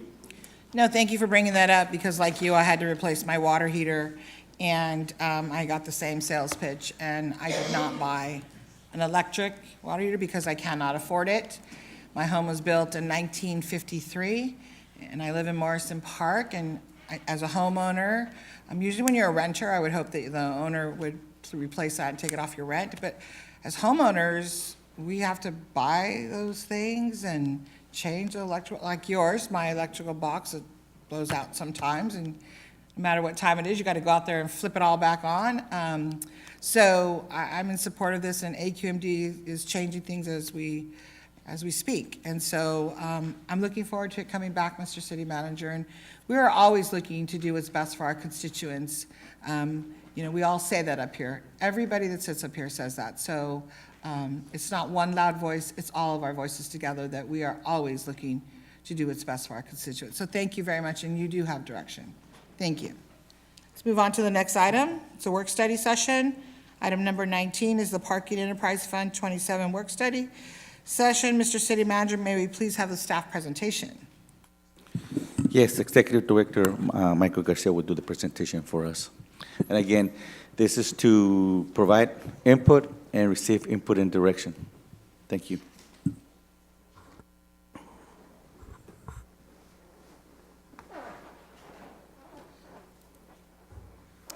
So the item tonight before the mayor and city council is to look at a review of the parking study, do a parking work study session to review parking meters, parking structures, to look at revenue and expenditures. And this item was pulled out of the budget for discussion and study. And we've been working closely with city manager's office as well as members of the city council. And we've coalesced a lot of the comments from our city council. What we wanted to do is explain to the public where we're currently at. Going back to 2021, we made changes to the way that the parking structures are being charged, and that was to deal with the impacts from the pandemic. And so with those changes, 2 hours free during the day from 8 a.m. to 5 p.m., or free all day from 8 a.m. to 5 p.m., and then 2 hours free after 5 p.m., the downtown, the program in our structures in the downtown has been operating at a deficit. The streetcar construction and then major equipment repairs and infrastructure also led to the deficit that's the downtown parking enterprise fund has been operating under. Staff wanted to look at the parking meters and look at where we compared to surrounding cities and some larger cities. And you can see that most parking meters are very similar to ours, especially in the near immediate area, Orange and Newport Beach. And so we are very comparable to the surrounding cities and some of the larger cities. Laguna is at the higher end. We also looked at the parking structure rates, and the city is on the lower end in our parking structures as far as what we're charging per hour. We've got these segregated by color, so you see the cities are in gray to get an idea that Huntington Beach is being charged at a much higher rate per hour. The cities on the of Santa Ana, our parking structures are on the very low end. And then we also looked at the County of Orange and their parking structures and what they're charging within our city, as well as some of the private, in black here, you'll see some of the private parking garages in our city.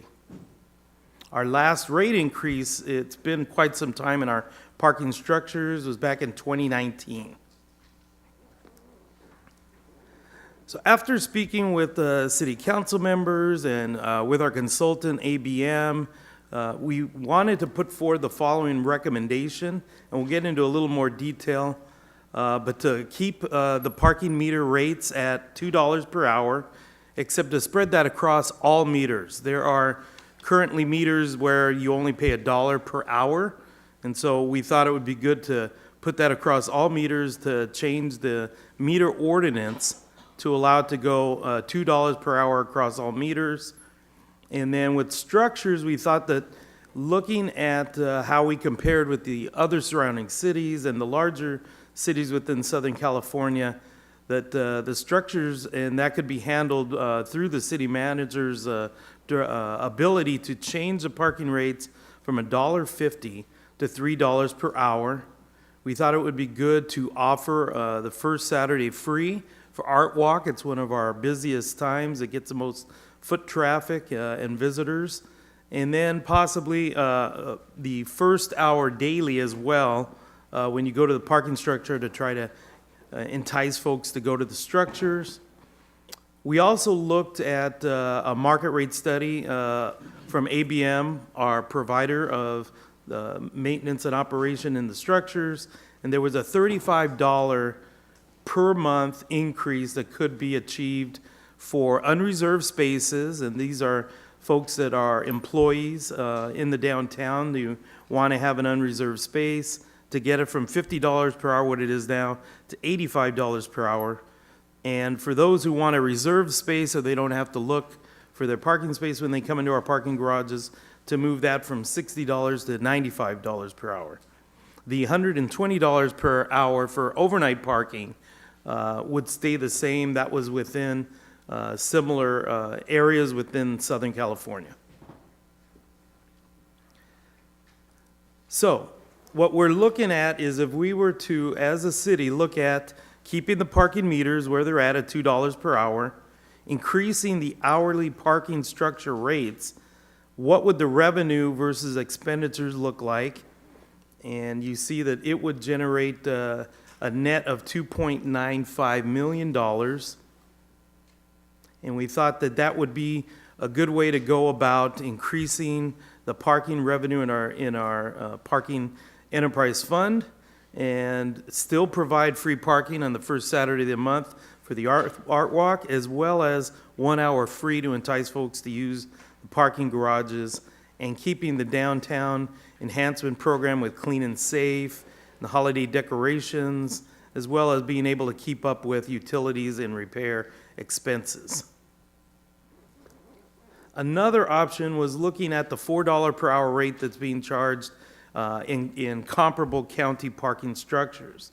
Now, this would generate quite a bit of revenue, and we thought that might be a little bit for the public to consider, and that's why we were going with the $2 per hour, staying the same with the meters, and just increasing the structures to $3, not to $4.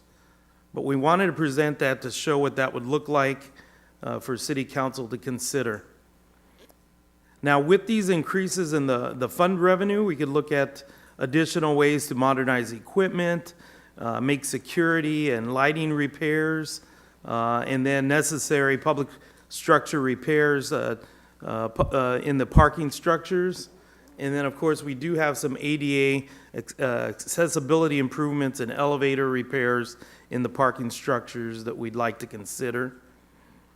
And so we wanted to now look at, if we were to just keep it the way it is now and reinstate regular rates back to pre-2021 levels, what would that look like? It's a very nominal increase there of $569,000. This would keep the parking structures at $1.50 per hour, $2 per hour on the parking meters. And so we wanted to open it up now to City Council. I'm going to go back to the different budget options and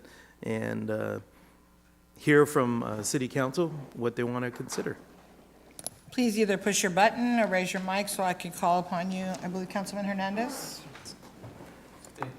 Thank you, Madam Mayor, and thank you, Director Michael Garcia, for today's presentation. I'd also like to thank the members of the public who came out to share their input on this parking study. I recently had over the past week, I met with a couple of different business owners in the downtown, and I had the pleasure of hearing them out firsthand, learning about the benefits that they felt existed by having some of the parking structures open, hearing about some of their challenges, and also the critiques that they have as to what are areas where we can make improvement. The experience that I've had working with these businesses is vast. Over the last 4 years, I've worked with them on the construction that they were impacted by with the streetcar, worked with them on implementing the Santa Ana Business Interruption Fund, and as we're looking at this parking study, I asked my colleagues to take into account the historical context as to what downtown has been experiencing since COVID. It has been impacted adversely, and I'm very thankful that our businesses are still open there. But as we are going to be taking a look at this parking study, there's an opportunity for us to not only generate revenue for the city, but there's also an opportunity for us to become more business friendly while we're generating that revenue. I am supportive of increasing the parking meters from $2 to $2.50 an hour. I am supportive of the input that our city staff has provided to lower the hours. I'm not supportive of going from 10 o'clock to 8 p.m. I'm supportive of going from 10 o'clock p.m. to 6 o'clock p.m., given that that is a hour, those 2 hours will make a vast difference for businesses getting additional support from people coming out to enjoy their dinner, getting out of work, and it's just more friendly for businesses to encourage residents to come out and enjoy dinner, to spend their dollars in the downtown, versus keeping it where we have enforcement going until 8 o'clock p.m. is also going to be more costly. It costs more money to have staff out till 8 p.m. I think if we can cut that down to 6 p.m., it's going to be more friendly for businesses and our residents who are enjoying their food and spending their money in the downtown. I am supportive of us having no enforcement on Sundays and us having a free first Saturday art walk, and as well as the free first hour. I think it's important that as we're updating this ordinance, that we also update the language on our signage in the downtown so that there is no enforcement reflected on the meters as it pertains to Sunday. I am also supportive of taking a look at how we can save money due to the fact that there will be reduced enforcement. What type of money is the city saving? In addition to that, I also would like for us to consider ending the LAZ contract and transitioning to in-house.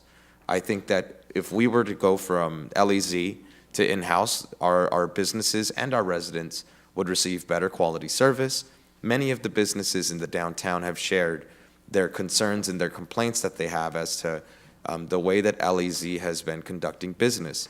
A patron cannot finish a dinner sometimes without their car being watched until the minute ends and you have somebody ready to write up a ticket. There should be a grace period if you see a patron walking over to his car and he has a minute left. I'll share from experience during the Santa Ana Business Interruption Fund. While we were working with businesses, I along with our city manager, Christine Ridge at that time, received a ticket when we were going to meet with businesses to help them due to the impacts of the streetcar. And that's the type of concerns that businesses are experiencing on a day-to-day basis. We want to improve upon that. And so my direction today is to change the hours from 10 o'clock to 6 p.m. That way we can have reduced enforcement costs and we can be more business friendly. I am supportive of us having free Sundays and for us to keep the first Saturday art walk.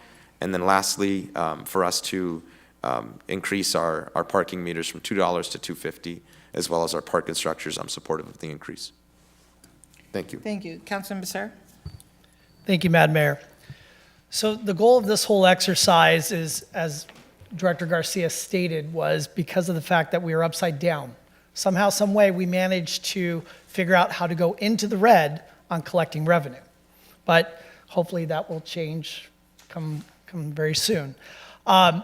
So right now, my attitude about this is that the parking revenue should at least minimally cover the operational maintenance costs, which Director Garcia, what was that amount? Because when I saw the staff report, that number wasn't in there. So if we were to keep the parking meters at $2 per hour, No, the costs. the cost, $1.5 million would be the expenses on parking meters, and $2.1 million in expenses for the parking structures. So almost 4 million. Yes, Plus the 705,000 for the clean and safe, that's correct. and then another 60,000 for holiday decorations. That's correct. Okay, so it's quite a bit of money. So I think first and foremost, one thing I do have a problem with in the presentation is just, I mean, planner to planner, fundamentally, you want to charge more to park in the premium spaces, which are where? On the street. On the street. So it's absolutely backwards to say, let's charge more to get into the structures. We want people in the structures because we want people to park and we want people to walk around. This is not a suburban downtown. You don't get to park right in front of the front door, go in, get back in your car and leave. You are experiencing an urban environment and you should park in a structure if possible. Now, let's say, I think someone mentioned earlier, if you're just gonna go grab a cup of coffee and you're just gonna go in and out, again, that's where those meters are the premium because you're not there for 3 hours, 4 hours. You are hopefully there for a couple minutes and then you go in, you get your coffee and then off you go. As for what to charge, I think I feel like we're just kind of throwing the arrow into the wind here because what I don't know right now, for instance, is I didn't see in the staff report talk of actual concrete data, right? We all talk about being data driven, right? So how many spaces are in the structures, right? What are our peak periods? And I ask about peak periods because I look at Fullerton as one example. Fullerton has free parking in their structures because they're trying to get people in their downtown. But then during their peak periods, which is, I believe, between 9 p.m. and 1 a.m., Thursday night, Friday night, and Saturday nights. So they charge a $5 flat fee. So let's say you're using the structure in downtown Fullerton by the train station. Mm-hmm. You would, let's say you're a commuter on Thursday, right? So you parked in the structure on 9 a.m. to take the train.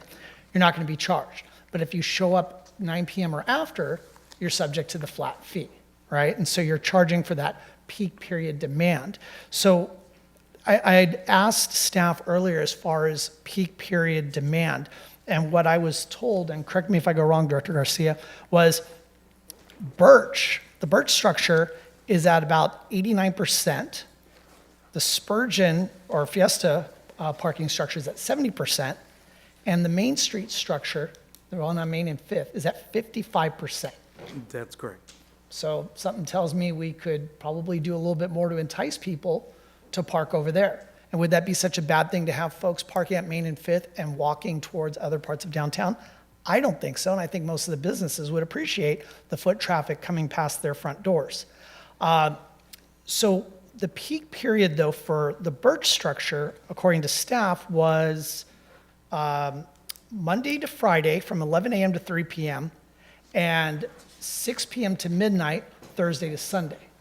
So that was interesting to me. Do we possibly charge something for those structures during a peak period? I don't know. I think that's something we should be exploring. This is a work study session, so while you're making recommendations, I'm hopeful that whatever comes back will be different from what you recommended. I think when it comes to the parking meters, and I've expressed this in multiple meetings with staff, I think the meters need to go. I think we need to recognize we're a young city. I mean, how many people do you see when you're out at a restaurant, ironically, and everybody's on their phone? I don't care if you're 90 years old or 5 years old. Everybody's got a phone. Everybody's looking at their apps and at different things on their phones. I think there's a convenience to utilizing the Park Mobile app, which, Director Garcia, correct me if I'm wrong, but that app is available at many of the parking meters today, correct? It is, Okay. absolutely. I was sitting outside of Pop's Cafe a while back, and I was like, oh my goodness, I didn't bring any nickels or quarters. And I saw the little sign underneath it that said, no, you can use the app to pay for the parking, which was a major convenience. I think, though, we do have to recognize that while I think overwhelming majority of folks are on their phones and utilizing technology, a lot of folks, or there are some folks that are still going to rely on coins. I think that we can take the examples of what we've seen in other cities where you have a few key locations where you have some sort of pay station. So that way that for those that are going to still use coins, that there's that opportunity there as well. But to have the meters at the way we do, in fact, what was it, I think in your, I think it's in our budget where we're paying close to, what was the count? Was like almost $1 million in operations costs for the parking meters? Yes. What was the number? It's 1.5 million for parking meters. $1.5 million to go around to these antique parking meters, right? They are. They're antiques. And I think that what we need to look at is utilizing the app more and having pay stations. We can have that. We can do both of those. I think we can walk and chew gum. At least I hope so.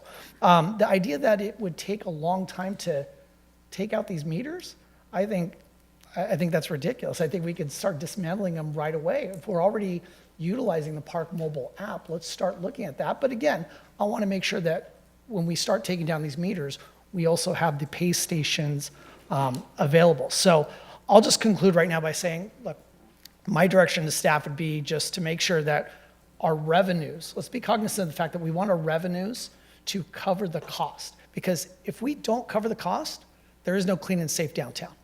There is no holiday decorations downtown because we're not going to be able to afford it. I forget who brought it up tonight because it's almost like we always do. We bring up the concept of Measure X sunsetting. Well, when we talk about, and I think it was in the staff report, you mentioned that we've been subsidizing downtown. Well, yeah, you know what we've been subsidizing it with? ARPA funds, the one-time funds, as in one time, now they're gone. Those are not there anymore. So we can't continue to do that subsidizing. So this needs to happen. There's no other part of Santa Ana that has structures that can actually take on these costs, to actually pay for these services. So I think what we need to do is make sure that they can at least cover that. So I would like to ask that we make sure that they're covered. Again, the pay stations or kiosks in key locations. And the sooner you can get that back to us, the better, because the reason why this is before us was because of the request in the budget that was adopted where we were already showing in the red, what was it, 1.6, 1.8 million. So those are my directions. I think for us to understand whether it's $2 an hour, $3 an hour, I think it's really, you need to come back to us with, I think, better data, because you don't have that here. I don't know how many spaces are in each structure. I mean, the information that I was regurgitating to you right now about the frequency and the occupancy was because I'd asked that prior to this meeting, but my colleagues don't have that information. They don't have that available, and it wasn't in the staff report. So I think those are the sorts of things, like when you come back to us, there should be some sort of justification. Hey, we've covered the cost, but to the folks here, thank you, businesses, for coming. For them, they want to keep the parking low. I don't think we're going to fund a bunch of other things off this, especially from looking at the cost of operations thus far. We're not going to probably fund much from the revenues Councilman from this Becerra, thing. you've used your whole time. I know. I just want you to know. I know. And I was the one that was been driving this thing, so I did take that Okay, lecture. all right. Thank you. Are you done? I'm done. Thank All you. right, thank you. Just to answer your question really quick, how many spaces are in Spurgeon structure? 648. Birch structure, 396. Main structure, 364. Yes. from That's correct. request. So I just want to make sure. So Mayor Pro Tem Vasquez. Thank you so much. Thank you for that, Councilmember Becerra. I would like to see an option where we don't burden the business in downtown Santa Ana, where it's more balanced than having a net of 3 million. So that's like a 3 million burden after we cover all our expenses. I'd rather see something that is more, is going to be easier to take in and not come up with this extra 2.9 million that we have here, $3 million. So having the fees laid out to us where it's going to be equivalent and we pay all our expenses at the end of the day, that we do support the downtown businesses, that we don't put a burden on them, that we do welcome. And just like a council member Hernandez, I'm also for a no fees on Sunday, and let the families come down, let the kids come down and check out downtown Santa Ana as my family did for many years. But let's take a balanced approach to the parking in downtown Santa Ana so we don't burden our people so much. Thank you. Thank you. So I know Councilmember Fan wants to start. I'm just going to say something really quick. So thank you for the study, Mr. Garcia. I really appreciate it. And I know you, I believe you met with each council member and shared with everybody and with myself. So I really appreciate the information. And we had a long conversation, me and Mr. Mark Morley, about all of this. So, as we sit up here, I just want to remind people that, and I'm always downtown as well. I know the business owners, many of them. I meet with them, I chat with them. Sometimes we disagree, sometimes we agree, but at the end of the day, it's, we're going to do what's best for the city. And thank you, Councilman Hernandez, for saying you're also down there, right? I know Councilman Penalosa goes there. I think we all do, actually. So, I think I see JJ on a regular basis once a week or every other week. So, but what I want to say, and I think some of us up here say it all the time, but I really want to say, as we go into the budget, Mr. City Manager, what month will we be starting the budget discussion? Next month. I know it, but I want you to say it. Next month. Next month in March. Right. So if you look at the budget option 1 and budget option 2, we'll be generating revenue. Is that correct, Mr. Garcia? That's correct. And option 1, you're generating 2.9, and option 2, 5 million. That's A little over correct. 5 million. Mhm. So I just want to be clear on record, the Clean and Save program is 705 and change, correct? Yes. Okay, because you have 700K here, so I don't want to round off numbers, I want to give the exact amount. So when we're looking at the budget, and, we bring up Measure X, and I will not be sitting here, maybe one of you or two of you will be, but I will not be here. But I don't want people to go back and look and say, they did not prepare for Measure X to sunset. They did not, as a council. And so we need to start preparing, and I am so supportive of the businesses downtown. I meet with them, I talk to them, I talk to the city manager and the deputy city manager all the time about PR for them and signage, and, we're actually going to be meeting with some of them. So it's not about that for me. What it is about is balancing our budget and generating revenue. Because if we were to take Measure X, I said if, I don't want anybody to go post something on social media because I'll call you out on it. If we were to go back to the voters with we'd reduce it from 9.25 to, let's say, 8.75, right? So let's say we do that. We're going to have to make up that money somewhere else. Is that correct, Mr. City Manager? Yes. Okay. So we leave it at 9.75. Okay, that's what the voters want to do. But we're going to sunset. So when we start having these conversations, they're hard conversations. They're very hard. And I'm so happy to hear that during the art walk, I see here that it's always full, right? It says on Birch, 89%, and Councilman Becerra brought this up, 89% occupancy and full on weekends and peak times. On Main, 55% occupancy, but increase expected as Rafferty ramps up leases. Thank you, Councilman Penalosa. And it's only full on Fiesta Patrias, and you have OC Pride here, and we don't have OC Pride in the city. They moved to a different city, unless I'm wrong. And then Fiesta is 70% occupancy. It's full on Art Walk and Sundays during the day. So when I say that is because we have a responsibility up here to look at the budget and be fiscally responsible. And so do I want to make it difficult for downtown? No, I do not. I love the downtown, and I support them 100%. But I also know that at the end of the day, and let me just throw in there, we have a new president in office, and he hasn't even hit his 100th day. They say new presidents come in the first 100 days, they change everything, fix everything, clean everything, move people out, move people in, cut things, and who knows. So we don't know if we're ever going to lose federal funding. Is that correct, Mr. City Manager? Yeah, we don't know yet. We don't know. So, and we always have to prepare as the council and mayor. We sit up here with the city manager and his leadership and the staff, the city attorney, everybody. we get those emails and be prepared. So I do not want to make it difficult, but I just want to say we have to generate revenue. We have to. We've been in the red, completely in the red. I was not here when ARPA money was used for the downtown and many other areas in our city, but I would have hoped you looked ahead to say, what happens when ARPA money runs out, right? What happens? And so we're having those discussions now, and I really appreciate them. And I am not pointing fingers at anybody, so I hope nobody up here starts to, talk like we're children and speak at us, because nobody has the answer here. But what I will say is that I'm going to support one of these options because we need to generate revenue. We have to. Because if we don't, and we go into the budget session, and people want ponies and rainbows and babies and parties, we don't have that kind of money. We do not. We have to fill potholes, sidewalks. How often does it come to us to fix sidewalks, and it's $140,000 every time they come forward to fix a sidewalk? How much is $1 that? million, actually, for the sidewalks. How much? $1 million, that's our $1 million. revenue. and Okay, it's well, not I'm enough. way off. So $1 million, fix potholes.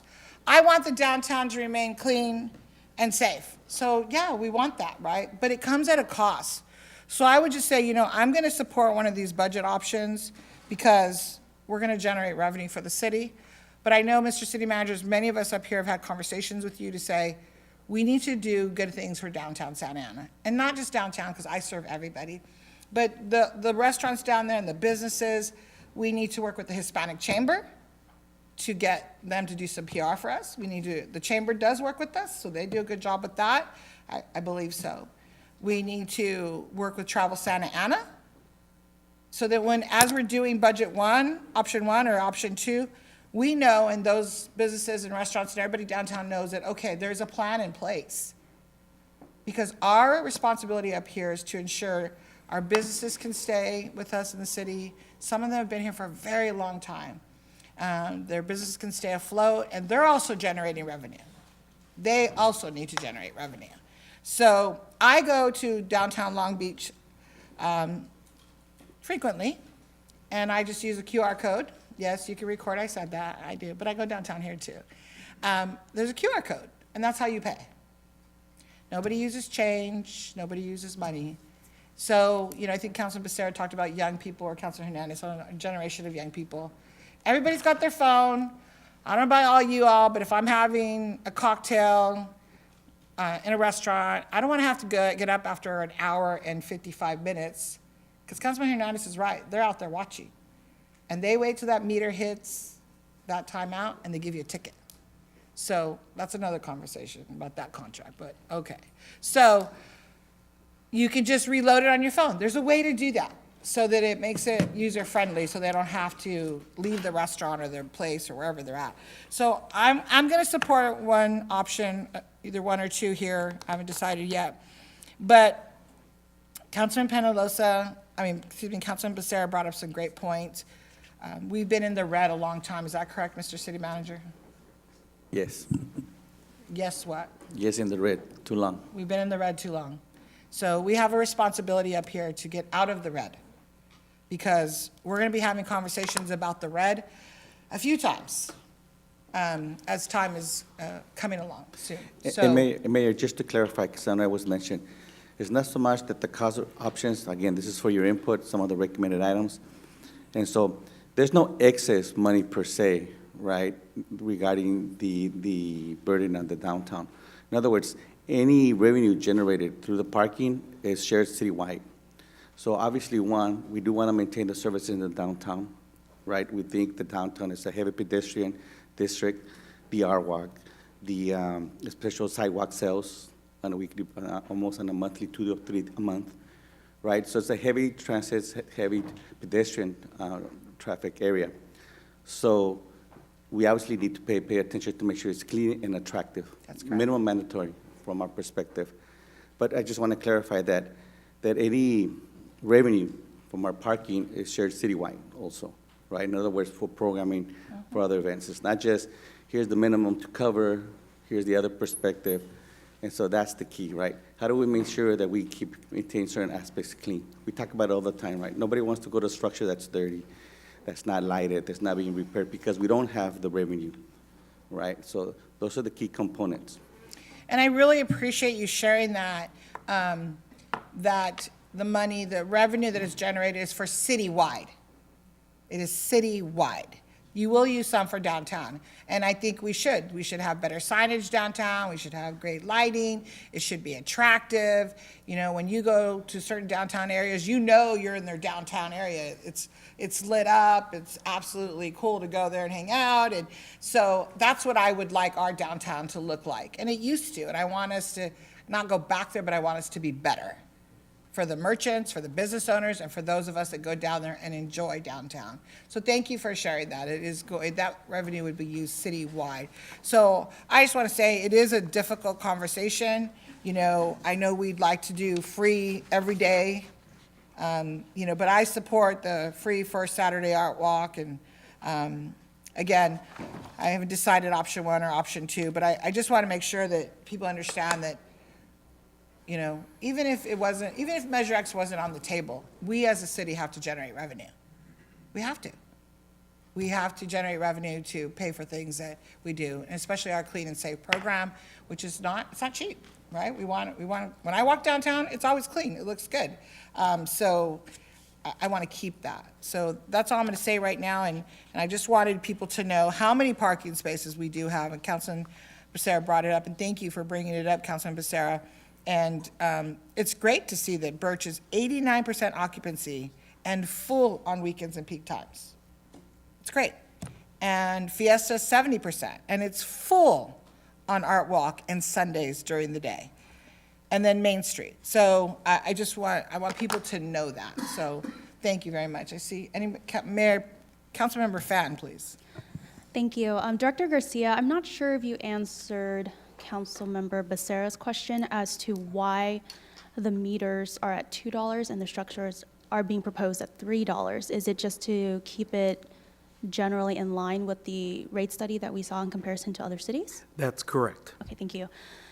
Because I do agree with Councilmember Becerra that meters are prime parking, right? And not everybody who goes to a meter is going to be there for 2 hours. They might be there for 15 minutes, pay $1, pay 50 cents because they're doing a pickup, a coffee pickup, a food pickup, et cetera. So I would actually be interested in seeing that switched potentially, or an analysis of what that would look like.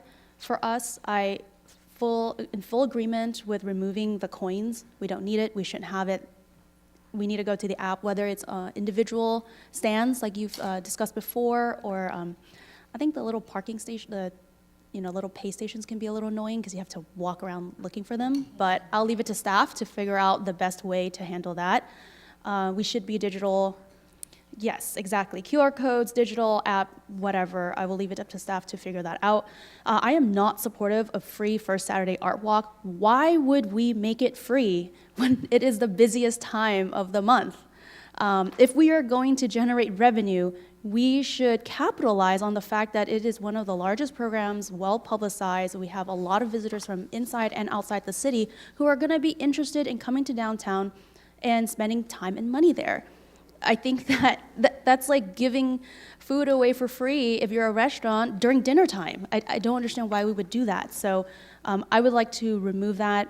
I think the first hour is fine during the day. But again, if evenings and weekends are our busiest times, especially on Sundays, why would we be doing any type of free activity at that time? Maybe the first hour, again, I'll leave you to do that analysis, but I'd like to see what that looks like. Option 1 looks generally fine, but again, I don't support the free first Saturdays. And option 2, it looks a little bit topsy-turvy because the parking meters and parking structures are backwards, in my opinion. So I'd like to see those come back to us. And I guess the other thing I want some clarification on, this might be an answer from Mr. City Manager.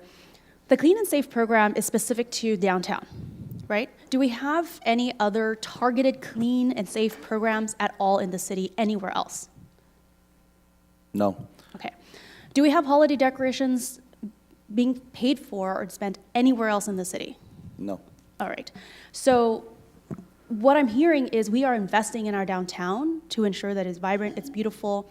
We have subsidized the businesses for 4 years.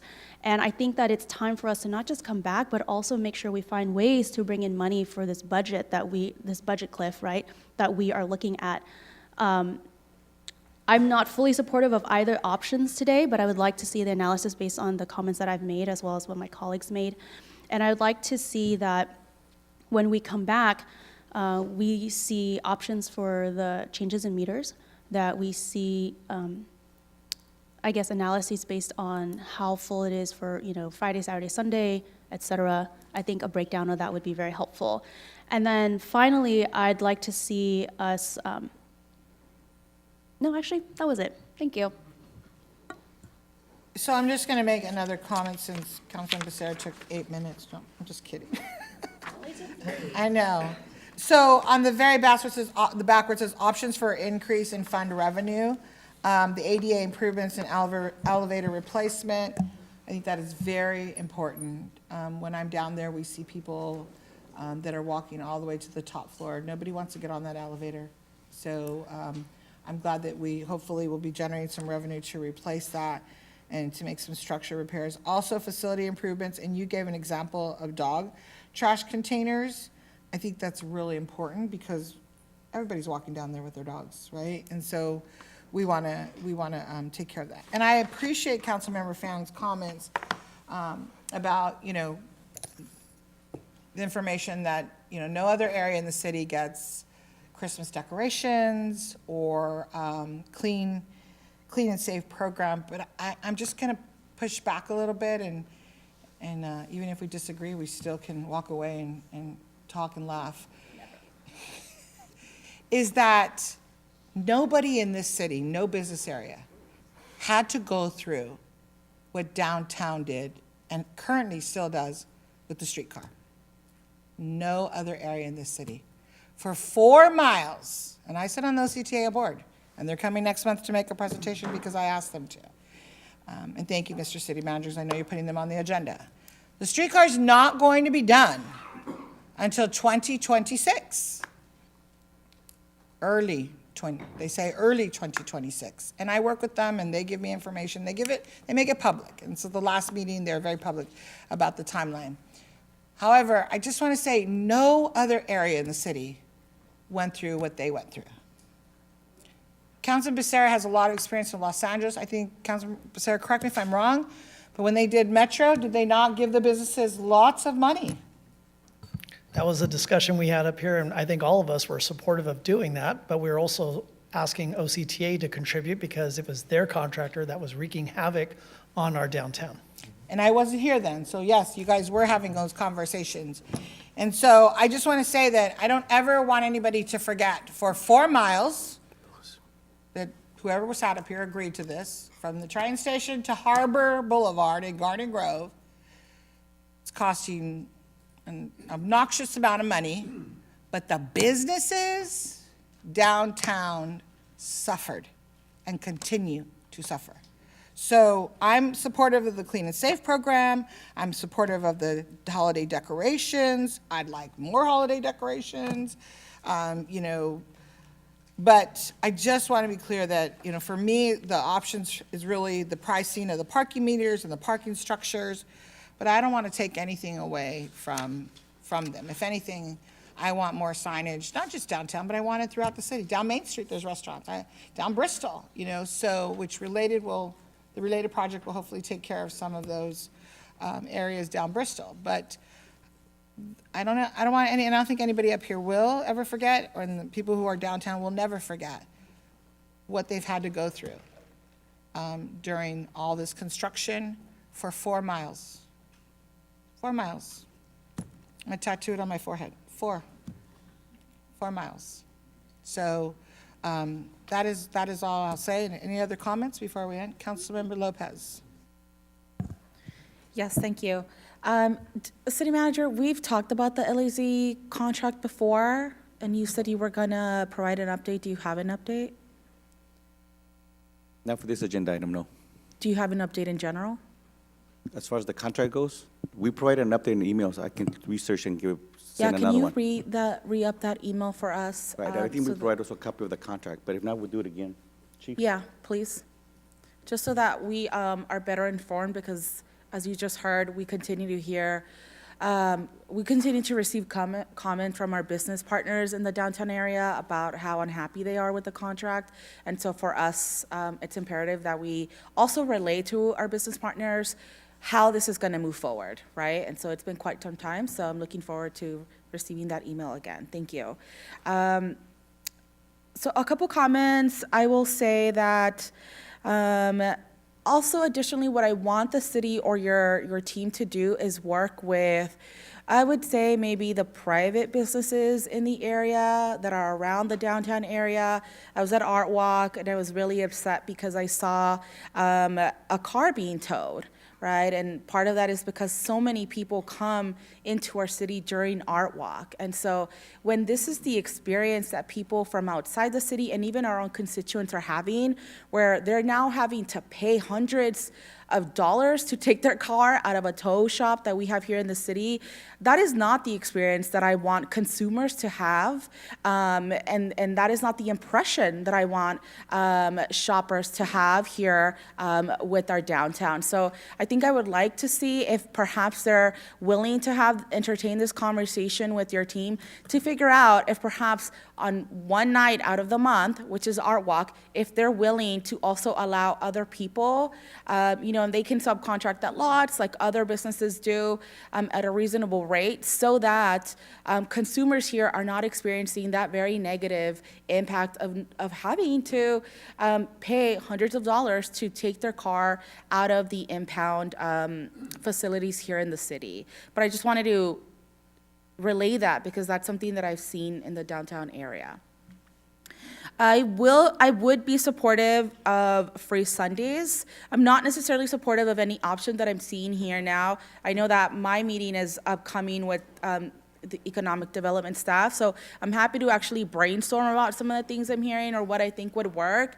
Of course, staff can decide what you want to present to the council, but I think I'm happy to also brainstorm alongside staff to see what's gonna what's going to help me figure out what path I want to support moving forward. I would be supportive of making sure that during Art Walk, we're not necessarily charging, again, not only our residents, but the creatives of the city that help bring in hundreds of dollars.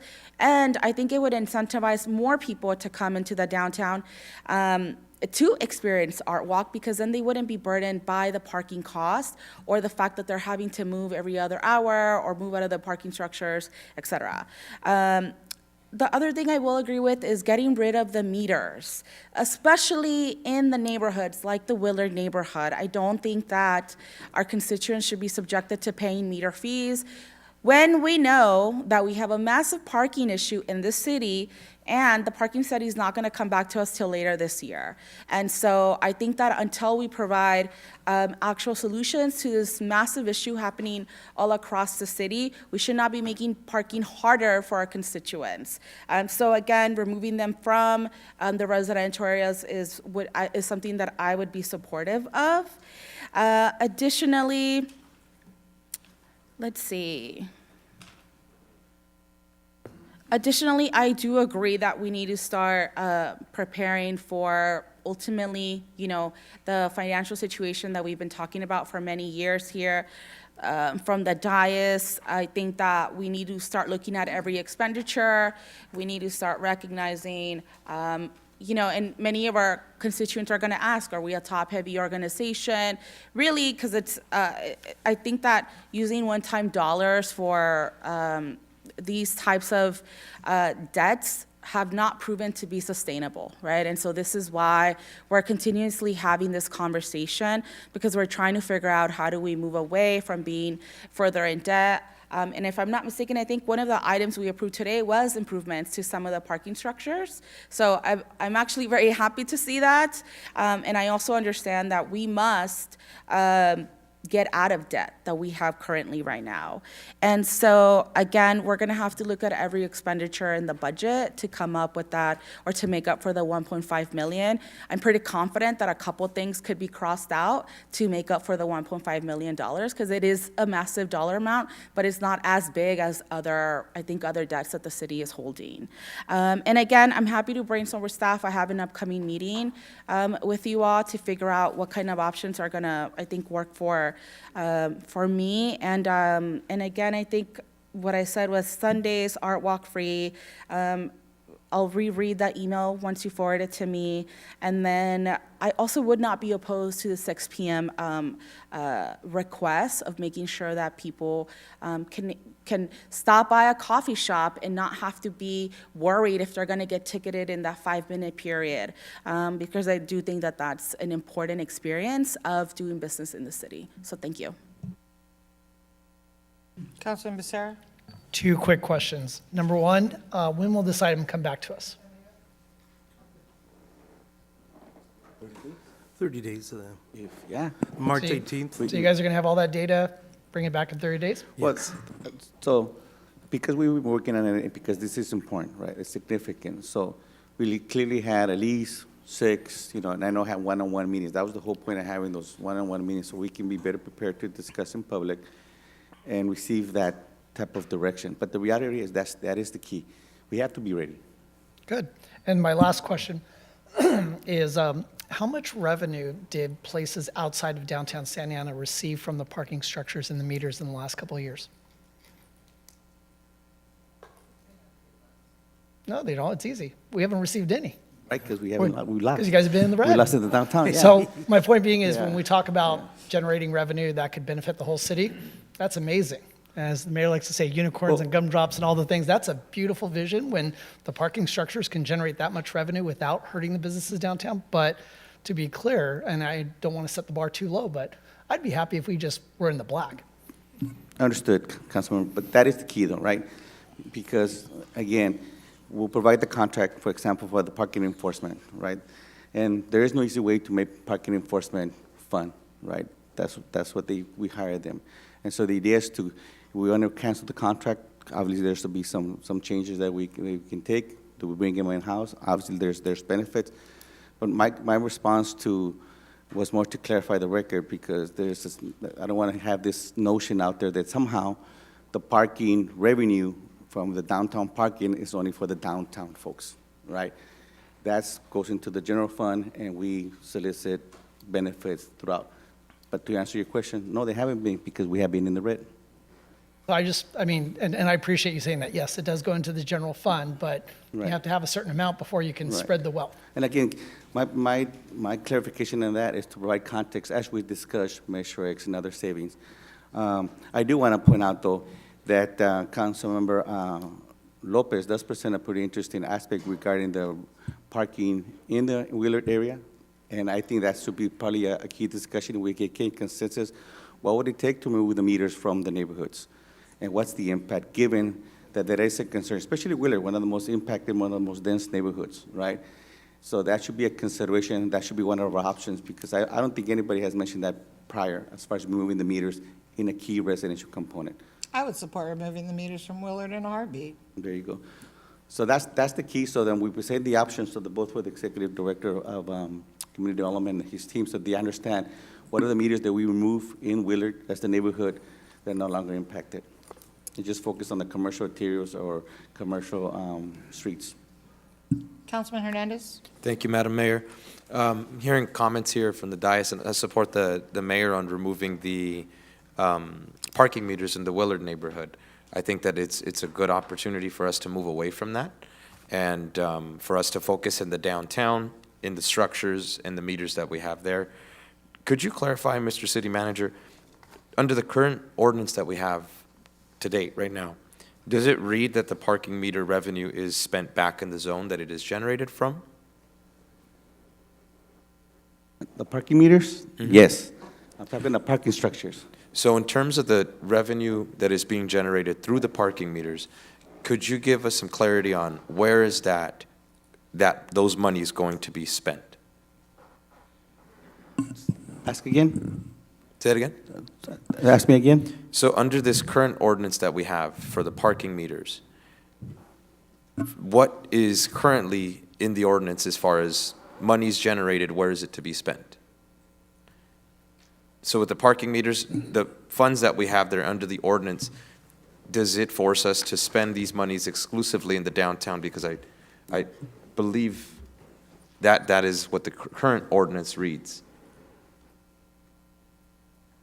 So I think it's important we have some clarification on the parking meters. Because in working with some of the businesses recently, I sat down with them, I took a look at our ordinance, I worked with a couple of our businesses that have been in the downtown for 15 plus years. So, again, because you asked, right, it is to be in the parking meter district, right? And so, as the Councilmember Lopez suggested, right, it doesn't just for the downtown. You have parking on North Main, for example. There's some of in French Park and in Willard. So that's what's clarifying. In the parking structure, which is a little bit different, it's more of a general fund component. That makes sense. Right? So and so I made that to clarify because that's the key, right? And so that's important. So there's some misnomer that's not just the downtown. Of course, so the And we parking keep- structures is general fund revenue, Right. and then we have for the parking meters an ordinance where that revenue that's being generated is to be spent back in the zone. Is that correct? Your mic's not working. Parking meter district. So that would be downtown Santa Ana as the parking meter district. That revenue that's being generated is to be spent in that same zone, correct? Again, parking meter district, so there's parking meters on North Main, not just, that's no longer the downtown. There's parking meters in French Park, that's no longer the downtown. And there's parking meters at Willard, no longer the downtown. Okay, wonderful. And just so I can be clear on council considerations that I wanted to support, I am supporting the parking hours changing from 10 o'clock p.m. to 6 o'clock p.m. I'm supporting us simplifying our meter signage. I'm supportive of us transitioning to electric, the QR codes, so that way we can reduce some costs there, getting rid of some of those meters. I'm supportive of free parking on Sundays with no enforcement at our structures. Supportive of free parking during the art walk so that we can encourage people to spend their money in the downtown. I am supportive of a parking meter fund committee. I saw that we had one of our businesses mention that today. I think that would be great for the downtown businesses and stakeholders to have a seat at the table. And in terms of the hours of operation, the structures operating 24/7 as we regularly have them, meters, as I shared, 8 o'clock to 6 p.m. The rates, I am supportive of increasing by 50 cents at the structure, going from $1.50 to $2 per hour. In terms of the meters, going from $2 to $2.50 per hour. In terms of the reservations, monthly key cards, I am in favor of increasing from 50 to 85. I'm in favor of increasing the monthly key cards in terms of reserved key cards from 60 to 95. I'm supportive of keeping the overnight key cards at 120. In terms of the grace period, I'm supportive of the first hour free parking at structures only, first Saturday free parking all day at structures, and free parking every Sunday at structures.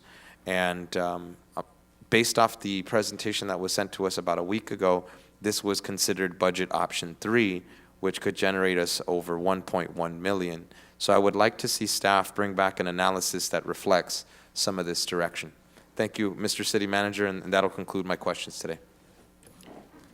Thank you, Councilman Hernandez. And I'm going to let Councilman Penaloza close it really quick. Mr. City Manager, Mr. Garcia, I am in favor of option 1. And so when you bring back the report and study, please include that. And again, the cost to upgrade the elevator, the cost for ADA. Also, you may want to bring it back as a different agenda item, as Councilmember Lopez asked for, the contract with, what is it, LAZ? Chief, if we can have that, so we can take a look at that as well. And then a discussion again about a committee. Thank you, Councilman, for recommending that. I can't see that because then people start to say it's our money, our money, our money, and then I think, Mr. City Manager, you just talked about how the revenue is for the entire city. But I'm sure everybody would agree up here that we want to take care of downtown. We want beautiful lighting, we want it clean, we want it safe, we want the trash bags for our dogs, we want all those things that they're asking and that Mr. Garcia has shared with us today. Because again, they've just suffered a lot. So I do encourage us to really look at what they need, and I know we'll be meeting with them, so I look forward to hearing from them as well. But we have to generate some revenue, and that's what hopefully we're going to be doing here. Councilman Penalosa, after you speak, we'll go on to the next item. Thank you. Thank you, Mayor Mesqua. Thank you, city staff, for this presentation, for the work you've been doing towards this. I am supportive of seeing us come back with probably budget option 2 to see how we could best increase the revenue and get out of the red in our parking structures. It's time we come to the realization that, like I've said many times before from this dais, many of the decisions that we put forth need to be sustainable. And for years, this has not been sustainable, and we need to take a hard look and reassess. I am supportive of moving towards charging for Art Walk Saturdays, for Sundays, because before, people would point to the city of Orange and say, look, the city of Orange, they have a thriving downtown because of their free parking. Well, guess what? The city of Orange is moving towards paid parking because it's not sustainable. We have city assets that we need to maintain. We need elevators we need to repair. We have many upgrades that need to happen, and there's no money to pay for it. So how do you pay for it? By charging for parking. I think I was one of the few that was supportive of keeping the meters, and that was because our executive director of CDA mentioned that 50% of the revenue comes from coins that we generate. So I was, you know what, have all of the above. I'm supportive of having all of the above, of options, the QR code, the app, the coins, the tap. I even mentioned if I know people at Whole Foods pay with their hand. If they want to pay with their hand, pay with your hand. But whatever option we could give people to pay, I think the more the merrier. But if coins is a burden on staff and costs, then yeah, let's eliminate it. As far as the Willard neighborhood goes, I'm supportive of removing those parking meters, but I'd like to first take a look at why those parking meters were added in the first place, because I know there's a lot of businesses and schools and office buildings in the area, and I wasn't here, but I could imagine that way back when, Willard residents were like, hey, there's nowhere to park because businesses, the employees have taken over our neighborhood. Can we do something about it? And now they added I imagine that's what happened. I could take a wild guess and probably suspect that that is what happened. So if we could find out why we added parking meters in the Willard neighborhood to begin with, I think that would give me a better understanding of how to move forward. But I'm overall supportive of removing those parking meters if they're no longer needed. As far as the, let's see, there was a couple other things. The parking meter and parking structure rates, I do believe they should be, if not equal, just because the parking meters are considered prime parking locations. So why they would be less than the parking structures, I'm trying to understand. And that is it for me, Mayor. I hope that we come back with various options. I do want to see what, as part of the study, Executive Director Garcia, excuse me, we see what a peak calendar looks like when it comes to rates. If we see that, summer months are super, super busy, maybe we charge $1 more during the summer months and $1 less during the winter months. Or if it's raining, maybe we look at, hey, parking's $1 today because it's raining. I think the parking rate should be able to fluctuate throughout the year depending on how busy or how not busy the downtown is. I think that's something that we should look at to consider. And those are my comments, Madam Mayor. I'm overall supportive of most of everything that my colleagues said, except for the free days. I think at this day and age, we have to move away from that, knowing that we need to be able to sustain these parking structures. And that's it. Thank you, Madam Mayor. Thank you, Mr. City Manager. You sure you want to bring this back in just 30 days? 'Cause it sounds like you have a little bit more work to do. We're asking for more things. Look, it's understood, Mayor, and again, with respect to the Mayor and City Council and to my staff, We have to. This is where we're at. We have to make those kind of determinations where we seize. It's kind of like the questions being asked. Why is meter parking more expensive than destruction when it's prime? Good questions, right? If you look, we have the slide of the comparable. You look at your PowerPoint, you see that's comparable to other cities, right? We talk about Orange. The last staff report I saw from the city of Orange, they went from 0 to I think $1.25 in I think parking for the city, and then on the street $1.50. So again, they weren't there a year ago, 2 years ago, 3 years. So I say that's a comparison, and I'm not exactly sure, but I'm just saying because this is the level of discussion, we can be a little bit freer where our discussion. That's the key, right? What is it about us in the past that, whether by tradition or practice, right, we show us that this is why we've always done it this way, and how do we get here? Because 9 out of 10 times the questions we get asked is we look at our staff and say, why did we do this? Like, Willard was a perfect example. There were businesses, and we built in the 80s a lot of those apartments and so forth. So there's an understanding to that. But if we're going to have this policy discussion, then this is the perfect time to do it.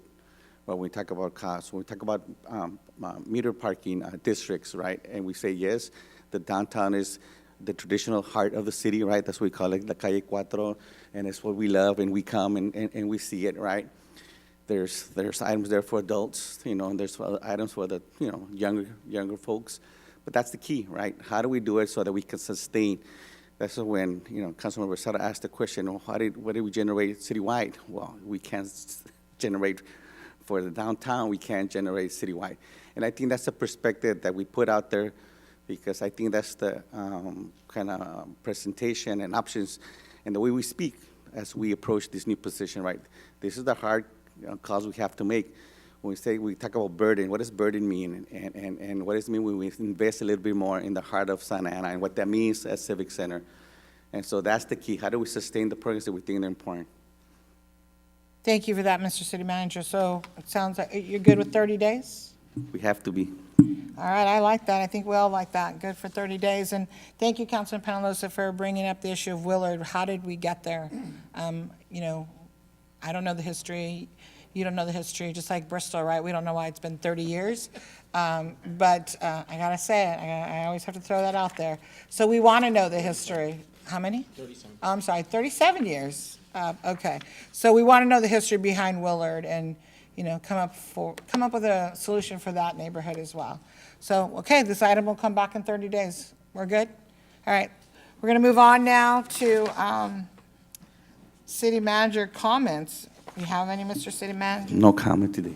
Too much comments already. You said more tonight than I think you've ever said in a council meeting. That's good. All right. Okay, let's go to council member comments. Councilman Becerra, please. Thank you, Madam Mayor. So on March 1st, Saturday, March 1st, I'll be hosting my monthly community office hours. This month, I'll be hosting them at Adams Park over in Ward 4. They'll be on Raitt and Warner. An item that I wanted to bring up tonight, and it's frustrating that we have to bring this up, but so I had quite a few residents send me a clip of Mayor Pro Tem Vasquez calling for SAUSD to balance their budget by reducing their police force. And why does that frustrate me? I mean, SAUSD is going to do what SAUSD does, and we're seeing what's happening over there, and it's awful. But to come in a meeting before and talk about how you're working with the police and you want to do stuff with the police, and then go to another agency and basically say you want to get rid of them. And that's been a constant theme. And so it's frustrating to hear you say that. I think it's reckless. I think it's irresponsible to keep advocating, whether it's here, whether it's over there, for less police. I mean, Garden Grove Unified, they come to Santa Ana PD to use our officers as SROs. Santa Ana Unified is woefully in a deficit when it comes to the number of officers that they have on their campuses. They could use more, not less. And I think most parents would think that we could use more, not less officers. So rather than tonight continue that chorus of berating the police, asking to abolish the police, as some folks do up here, I wanted to actually take this opportunity to congratulate the young men and women of our Santa Ana Police Explorers. who graduated recently from the OC Law Enforcement Explorers Advisors Association Academy. Martin Baltazar, Evan Martinez, Sofia Alvarez, Dulce de Los Angeles, and Fernando Fuentes. Most of them were either squad leaders or came through our city's PAL program. So I'm proud of the fact that they were kicking so much butt in a countywide academy like that. So congratulations to them.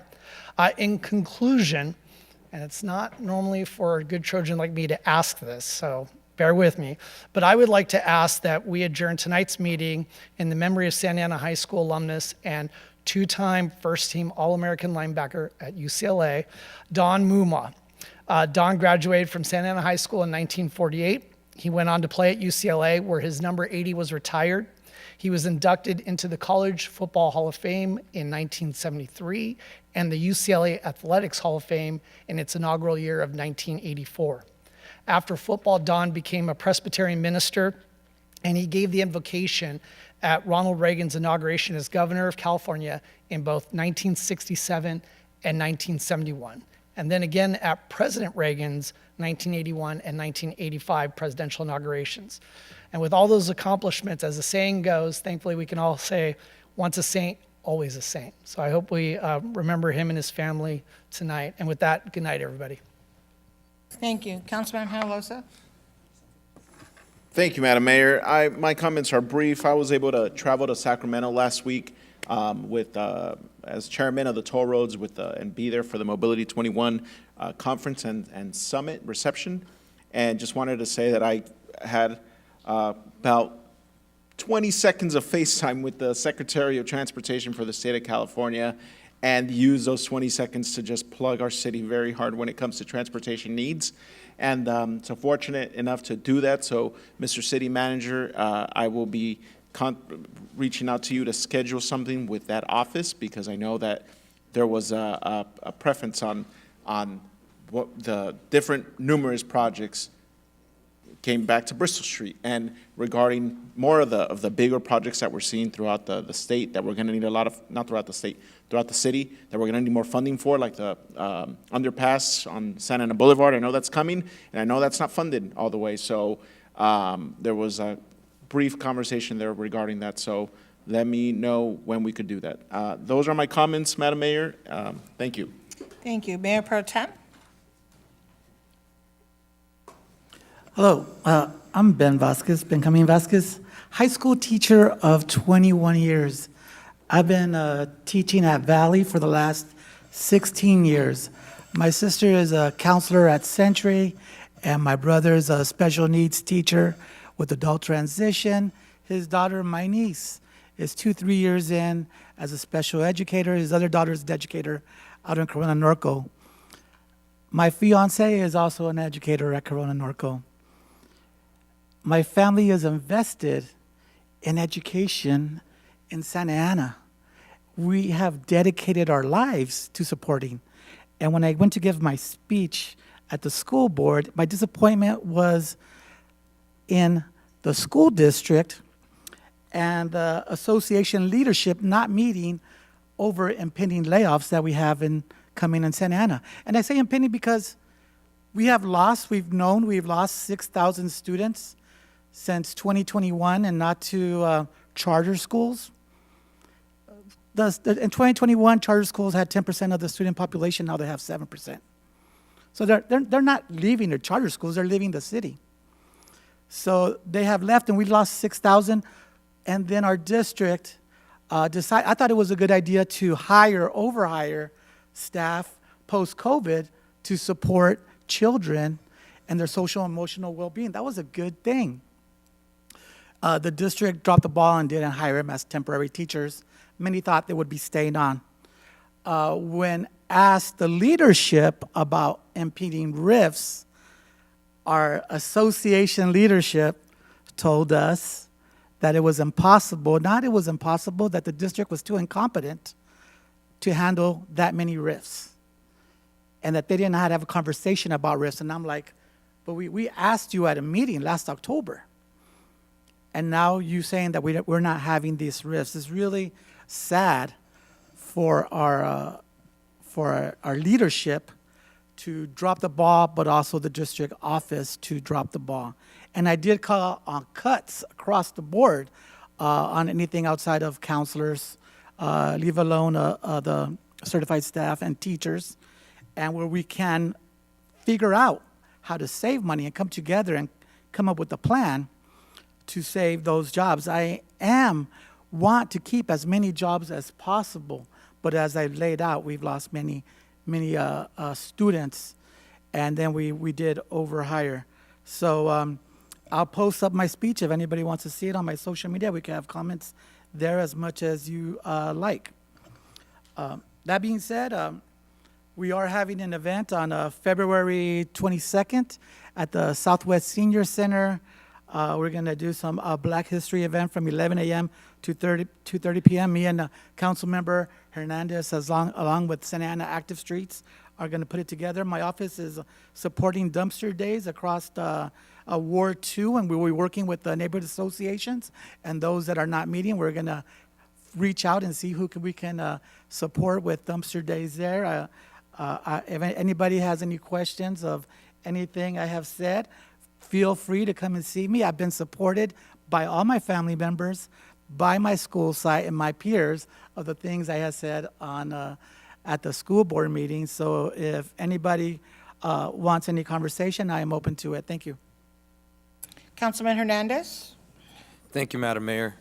I want to begin by just telling the public that this Black History Month, I had the honor of working with my colleagues to celebrate the Black History Parade that took place in Anaheim. This parade began in Santa Ana in Ward 5 off of Willits and Wright Street 45 years ago. And on February 22nd, I have the honor of working with Mayor Pro Tem Vasquez on hosting a Black History event that will take place at the Southwest Senior Center off of Center and McFadden Street in Santa Ana. The intersection of Jerome Park, you can meet us there at 11 o'clock a.m., where you will be able to take part in a 2-mile walk and talk event with Santa Ana's leaders. The event will begin at 11 a.m. There will be a check-in. The leaders that will be there are Dorothy Mulkey, who challenged Proposition 14, which was unfortunately redlining many families across California. Daniel Michael Lynham, the founder of the Orange County Black Panther chapter, and last but not least is Dwayne Shipp, whose mother, Helen Marie Shipp, started the Black History Parade 45 years ago in Santa Ana. There will also be free food provided by Santa Ana Reds, as well as Gus's Fried Chicken, providing some sweet tea. There will be some music as well. We encourage our neighbors to just RSVP and visit Santa Ana Active Streets or Orange County Heritage Council, or the respective council members that are involved, so that you can register. I also want to speak to the adverse impacts on education that we recently saw at the school board. Any decision to fire teachers, to fire counselors, to fire staff who are critical in developing these children, it is going to hurt Santa Ana. Recently, we learned of 280 plus teachers being laid off. Many of those educators work in Ward 5 and serve families in Ward 5. And so I just want to be public in my opposition of the decision to fire teachers and counselors. I understand that this was a decision that was very difficult to make, but it should have been a balanced one. Anytime that decisions are made on the backs of workers and we're dismantling our public education system by firing teachers and counselors in a city where children are desperately in need of these services. In order for us to have a higher attainment of success in academic spaces, we need to invest in these spaces. And so I just want to stand in solidarity with those educators and also urge the school board to rethink their decisions, and that any attack on education, an attack on workers, is an attack on children and families. And if we're going to be pro-working families, we have to be pro-educator. We have to be pro-counselor. We have to be pro-child. And that means those who are elected need to make bold decisions. So my call to them is, please consider children and families when you're governing. Because in Santa Ana, this is a city where children, unfortunately, have seen a lack of investment. And in a city where education first is our motto, I ask that the school district reconsider how they are investing in education and putting it first. And those will conclude my comments. Thank you. Thank you. I'm going to share my comments, and then Councilmember Fan is going to close out the meeting. First of all, I want to announce that the city of Santa Ana has been selected as the only city in California to receive a new public arts installation from the International Arts Organization, Mural Mosaic, as part of its Winter 2025 tour. So congratulations, and thank you to all the staff that did the hard work. Really appreciate it. Is that you, Gavilan? Thank you, your people. So, so thank you, Mr. Hawk Scott. Really appreciate it. And to all the city staff, that's a great thing that we're gonna have this here. Second of all, I hosted with the chamber third annual mayor's prayer breakfast, where over 400 people attended. And thank you to the city staff that attended. And they were able to hear from Jennifer Friend, who's the CEO of Project Hope Alliance. She shared her inspiring message of being a Motel child and now being the CEO of Project Hope Alliance, and they do phenomenal work with our children. So I want to thank her. I also want to invite everyone to my very first Coffee with the Mayor on this Saturday, February 22nd at Historical French Park from 10 to 12.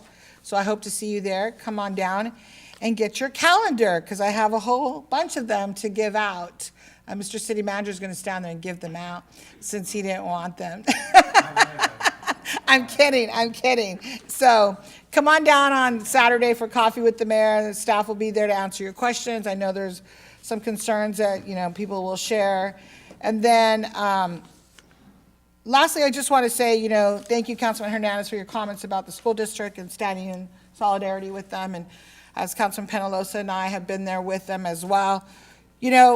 We can't deflect we make comments, we own them up here. I have people posting videos about me all the time, and I'm cool with it, because it comes out, I say it, I have no problem with it.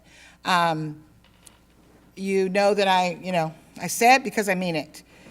There was a comment about laying off school police, and we can't do that. Our schools, since I sat on that school board, students have brought guns to school, teachers have been assaulted, students have been sexually assaulted on campus, sexually assaulted in a classroom, they've had active shooter calls. I mean, the list goes on and on. I could sit up here for hours and tell you about all the things that I know about Santa Ana Unified for the 8 years that I sat there. Some years were good, some years were challenging. And how we always had to call, they had to call Santa Ana PD on a regular basis to assist them. If Santa Ana Unified disbands their school police and they start asking the city to assist them, when there is a call, they will go bankrupt. I'll guarantee you that. Because if they're gonna call the chief and say, we need help, can you send 10 officers to a high school because we got an active shooter call? Now we're gonna bill you. As a city, we're gonna bill them for the time. I would highly recommend that. We're gonna bill them. Therefore, they're gonna have to pay the city. So no, we do not wanna disband school police. They have relationships with students, they do a great job, and I think there's only 17, 18 of them. If I'm wrong on the number, somebody please correct me. But they used to be 35 of them, and now there's very few officers there. And our school district needs to have them there. And to protect not only the students, but our staff and our families. And so, let's just say admit what we said. We said, lay off school police. When the school district's looking at things, it affects all of us. Even, I'm sure everybody up here in the council has had contact with constituents that have said, how can you help us? Because I know that they have called me. How can you help us? What is happening, Mayor? What can you do? I can't tell the school district what to do, but I can support you. And that's why I was out there with Councilman Penalosa, to support them. They want to give a raise to the superintendent, who already makes over $450,000 a year. Let's talk about comparing his income to the families that live in our city. They have lawyers, many, many, many lawyers, as they need them. They need them because of all the lawsuits. Lots of executive directors and lots of directors, so they're very top-heavy. That's my humble opinion. And it doesn't matter to me, if you come from a family of this. I come from a family of lawyers, gang members, guys that have been in my family in prison. I'm not ashamed of where I come from. Educators, professors, law enforcement, family who work for Homeland Security. I can give you my resume and my family too. That is not what's important. Actions speak louder than words. If I was to stand up here and say, defund, make sure if you record me, you get the whole thing, defund the police. You don't ever hear me saying that. Never will you hear me saying that. Never. Because when I call 911, I want someone to come. And so do all of you. I don't care how much you say up here, oh, whatever, this, that, and chicken fat about police. When you call 911, you want them to come. You want them to come. The complaints that I get from constituents is, Mayor, they don't come fast enough. I'm sorry, we're short officers. I wish I could hire 500 of them. And I know somebody will post that. 500 of them for a city our size. Because we're 27 square miles. Census will tell you we're 310,000 people. We know that's not accurate. We're almost at 400,000 people, I'll bet you. So, you know, when you get up here and you say, well, I didn't mean this, I meant that. No, what you said was, defund the school police. That's a way to help out. No, that's not a way. What they need to do, the district, is sit down with the teachers, like they've done before, with a different school board, and work it out. Was I a perfect school board member? No. Am I a perfect mayor? No. We make decisions up here, but we have to be truthful about what we say. Because it's not okay for one person to be called out and say, oh no, you were dishonest. Oh no, you meant this, but not call out the other person or call yourself. So the school district is going through some very challenging times. It is going to affect our children. It is going to affect their education, and it's going to affect their well-being. And so I would encourage the school district to really sit down with the unions and figure out a way to get through this. And I applaud the Santa Ana Educators Association for all of their hard work, and all of the teachers and counselors and social workers that have been out there marching and protesting. And I don't mean protesting walking up and down the street, but protesting there in front of the district office to say, we matter. Our children matter. Because I'll guarantee you they're going to come to the city of Santa Ana, our constituents, and say, how can you help us? And we're not going to be able to help them, because that's not our job. Our job is not to provide education. That is the school district's job. And so we have, again, I'm going to say it, a new president in office, and he is going to shake things up. And, you know, I hope that he doesn't touch our Department of Education, but I don't know. He might. And it'll be very interesting. So I just want to be very clear that when you say things, I say things all the time. If people post just a little clip, that's all right. I'll say the same thing that Mayor Pro Tem Vasquez said. Call me, ask me. I'll tell you the truth, always, of what I said. Always. But it is very important that we remember that up here in the dais, we are policymakers for the city of Santa Ana. But yes, we still can help the teachers and the counselors and the therapists and the social workers at Santa Ana Unified to stand with them and say, we're here with you. And with Santa Ana School Police, we're here with you. And we're going to give you whatever support that we can, because it's going to affect our entire community. And I will end with this, is that I, Mr. City Manager, Chief, I have not heard of any immigration issues in the city. Is that correct? That is correct. So I will probably ask that at every council meeting, because I want to make sure that if there is something, that we are made aware of it. And, you know, somebody posted on their social media, oh, they're coming for us. Again, shame on you. Shame on you for causing fear. That's what you're doing. You're causing fear. Let's educate our community. We have a tab on our city website, Know Your Rights. So let's keep working together to educate our community on knowing their rights, and let's not create fear in our community. And thank you, Chief and Mr. City Manager, for staying on top of those issues. And if something does come up, I know you will contact us and let us know what's going on. So it looks like Councilmember Lopez returned. You have closing comments? I do. We're also having office hours next month, as we normally do, and so we invite the community to come and ask questions. And I wanted to thank our Public Works Department, because when we were at office hours at Marbury Park, we got a mini tour of the water well, and so folks really enjoyed that, so thank you. We really appreciate it.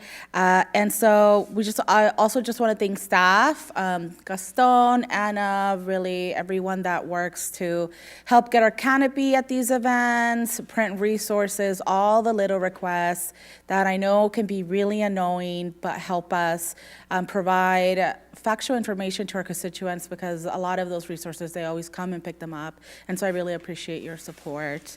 And so those are going to be my only comments. Thanks, everybody. Thank you. Councilmember Fannin, you'll close out, please. Thank you, Mayor. So first, I'd like to say congratulations, special shout out, actually, to Evan Martinez, our graduate for the Explorers, because I saw him at the Westminster Tet Festival and I called him a noob. And so he's no longer a noob. Congratulations. The other thing I wanted to say is, this is a little bit early, but Director Hawk Scott, I believe that our Santa Ana Fun Run, the 5K and 10K, are Saturday, May 17th. And I'm announcing it early because I know I'll be running the 5K, and I hear Councilor Penalosa is running the 5K. So I think we're going to have to do a city team to run the 5K. I'm looking at you all. So get training. You have 12 weeks. Do a couch to 5K. I'm going to do that. And so to close out, unfortunately, I just received news today that one of our dear reporters with Người Việt Daily News, the oldest Vietnamese language newspaper in America, the first Vietnamese language newspaper in America, reporter Ngo Trọng Đàng Yao, who was so instrumental in covering the rent stabilization and just cause eviction ordinance, the fight for renter protections, the fight against rent gouging. He covered pretty much all the meetings. He talked to residents and was very involved in making sure that information got out to the community. He passed away at 63 years old on February 5th, 2025. I would like to request a certificate or recognition for his family and to adjourn this meeting in his memory. I hope that despite all of our differences up here and the discussions we have about what's going on, whether it's political, policy, or otherwise, that at the end of the day, we can still shake hands and talk about the good that we've done in this community. And I hope that all of you can tell your loved ones how much you love them, that you hold them, and that you remind yourselves and each other that life is short. And we should really make sure that we tell the people we love how we feel. And with that, our next meeting will be, March 4th. Thank you. Have a good night.